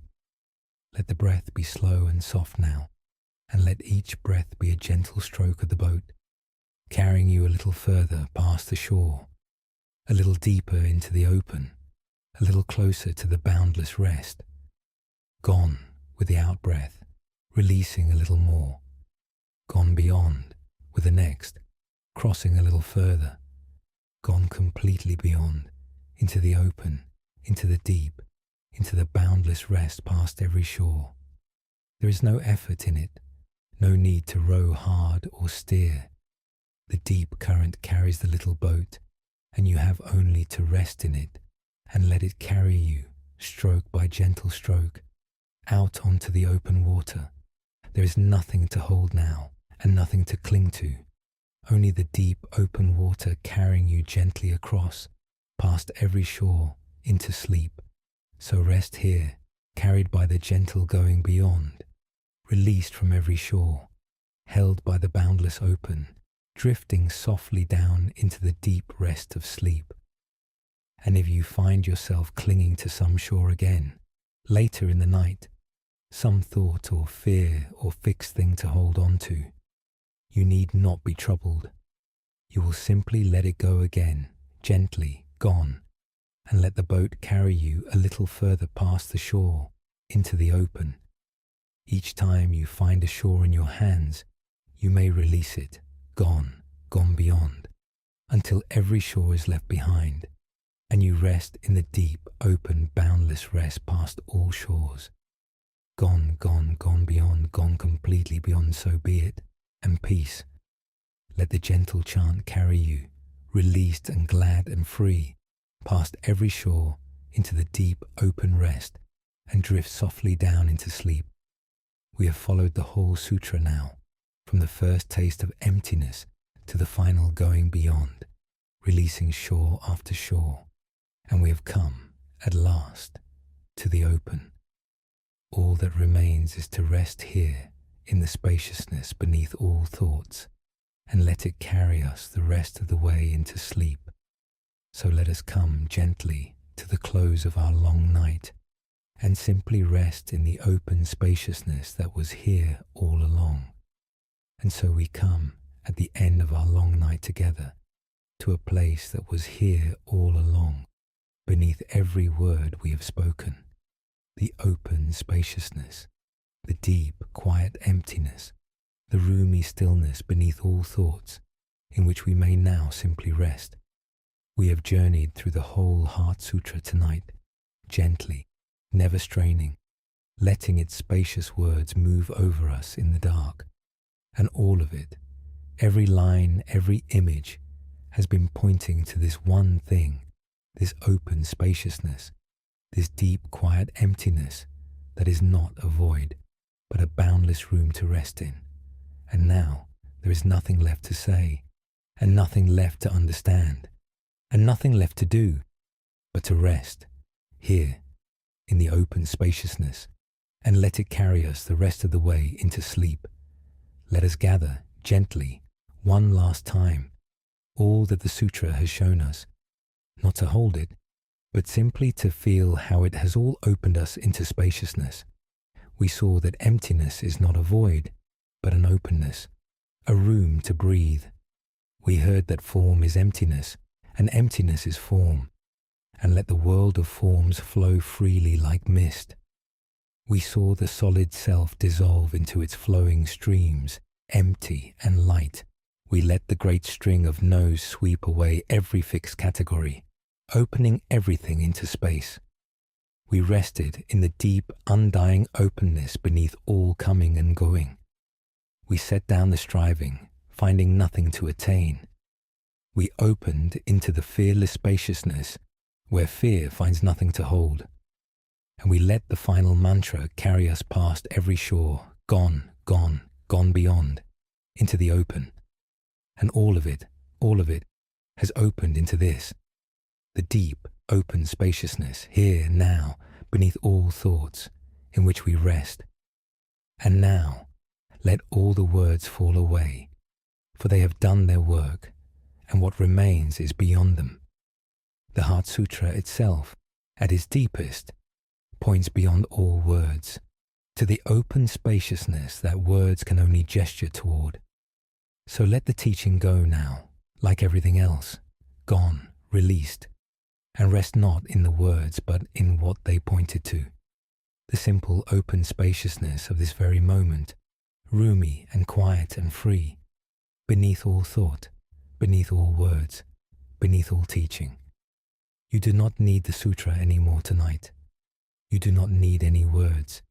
You have only to rest here, in the open spaciousness that was always here, needing no teaching to reveal it, no words to describe it, only the resting, the open, quiet, spacious resting, into which you now let yourself sink. Let us rest here for a while, this last time. There is nothing more to understand tonight, and nothing more to release, and nothing more to do. There is only the open spaciousness, here now, roomy and quiet and free, holding you gently. If any thought still drift through, let it drift, like a small cloud across the open sky, and let it pass, and let the open spaciousness remain. You do not have to empty your mind or achieve any special state. You have only to rest in the openness that is already here, beneath and around every thought, the spacious, quiet emptiness in which everything floats and passes, and which holds you now gently as you drift toward sleep. Take a slow, soft breath and rest simply in the open spaciousness. There is nowhere else to be and nothing else to do. Feel now how spacious you truly are, beneath all the crowded thoughts and cares you carried into the night. Beneath the busy surface of the mind, there is a vast open quiet, like the deep sky, like the deep sea, like a great still open room, and that spaciousness is your own deepest nature, always here, always open, always at rest. The thoughts and feelings drift across it like weather, arising and passing, and the open spaciousness remains untouched, quiet, free, holding them all without being troubled by any of them. And you are that spaciousness, far more than you are the passing weather of thought. You are the open sky in which the clouds drift, the deep sea beneath the passing waves, the still open room in which the whole busy life arises and passes. So rest now as that spaciousness, open and quiet and free, letting the weather of thought drift across you and pass, while you remain, the open sky, deeply at rest. Let the whole body rest now in that spaciousness, itself open and light and empty in the deepest and most restful sense. Let it grow soft and heavy and open, dissolving its edges into the open space, no longer a tight and crowded and solid thing, but an open, spacious, resting field, light and quiet and free. Let the head rest, open and spacious. Let the shoulders soften and open. Let the chest and the belly open with the slow breath. Let the whole body sink into the open spaciousness, dissolving its tightness, releasing its edges, becoming light and open and roomy, resting in the deep open quiet that holds it. There is nothing crowded tonight, nothing tight, nothing solid to defend. There is only the open spacious body, resting in the open spacious night, quiet and light and free. There is nothing more to carry now, not even the memory of these words. Let them all go gently into the open, into the quiet, into the deep spaciousness that needs no words at all. You came to this night perhaps with a crowded and tired mind, full of thoughts and cares and the heavy fullness of the day. And over these long quiet hours, the fullness has opened, the tightness has softened, the crowded mind has opened into spaciousness, until now you rest in the deep open quiet that was always there, beneath it all, waiting. This is the true gift of the Heart Sutra, in the very end. Not a teaching to remember, but a spaciousness to rest in, the open room beneath all thought, the deep, quiet emptiness that is not a void, but a boundless rest. And you are resting in it now. And should a thought still rise, even now, at the very end of the night, some last care drifting up from the day, you need not be troubled by it, and you need not push it away. Let it rise and drift across the open sky of the mind like a single small cloud, and let it pass, and let the open spaciousness remain, untroubled, clear, at rest. You do not have to chase the thought, or follow it, or fight it. You have only to let it drift and pass, while you remain the open sky, deep and quiet and free, in which it briefly appeared and into which it dissolves again. There is nothing any thought can do to trouble the open spaciousness tonight. Let them come and let them go, like clouds across the wide night sky, and rest yourself as the sky, deeply and quietly at peace. Let the images of the night drift through you one last time, softly, and then let them go. The open room and the empty bowl, the open sky and the drifting clouds, the blooming cherry tree and the rising mist, the flowing streams of the self, the deep, undying sea and the rising and falling waves, the little boat crossing the dark river, gone, gone, gone beyond. Let them all drift through, these gentle images of spaciousness, and then let them dissolve, like everything else, into the open quiet, into the deep spaciousness that needs no image at all. You need hold none of them. You need hold nothing at all. There is only the open spaciousness now, and the slow, soft breath, and the deep, quiet rest into which you are gently dissolving, released from every shore, empty and open and free. Let the open spaciousness carry you now gently the rest of the way toward sleep. There is nothing to hold, nothing to understand, nothing to attain, nothing to fear, nothing to be. There is only the open spaciousness, deep and quiet and free, holding you as gently as the open sky holds a drifting cloud, as the deep sea holds a resting wave. Let the thoughts drift and pass. Let the body grow light and open. Let the whole of you rest in the deep open quiet, released from every shore, empty and spacious and free, drifting softly down into sleep. There is nowhere to go and nothing to do, but rest here in the open spaciousness, and let it carry you gently down. Let us linger a while longer here in the open quiet, for there is no hurry now, and the spaciousness is wide and gentle around us. Feel how different you are at this end of the night from the one who lay down at its beginning. You came, perhaps, with a mind crowded and tight, gripping at fixed things, striving towards some goal, braced against some fear, the whole busy fullness of the day pressing in. And slowly, over these long, quiet hours, the gripping has loosened, the striving has settled, the fear has dissolved, the crowded fullness has opened, until now you rest in the deep spaciousness, roomy and quiet and free, that was there all along, beneath it all, waiting only for the grasping to loosen so that it could reveal itself. Nothing was added tonight, nothing was attained. The spaciousness was always here. You have only gently stopped covering it over and let it open and come to rest in it. And this spaciousness does not vanish with the morning. It is not a special state you achieve tonight and will lose by dawn. It is your own deepest nature, always here, beneath every crowded and tight and grasping moment, in the daylight as much as in the dark. The thoughts will crowd back in tomorrow, and the striving and the fear, for that is the way of the busy mind. But beneath them all, always, is this open spaciousness, this deep, quiet room, ready to receive you again whenever you loosen your grip and turn toward it. You are carrying home from this night not a teaching to memorize, but a place you now know how to find.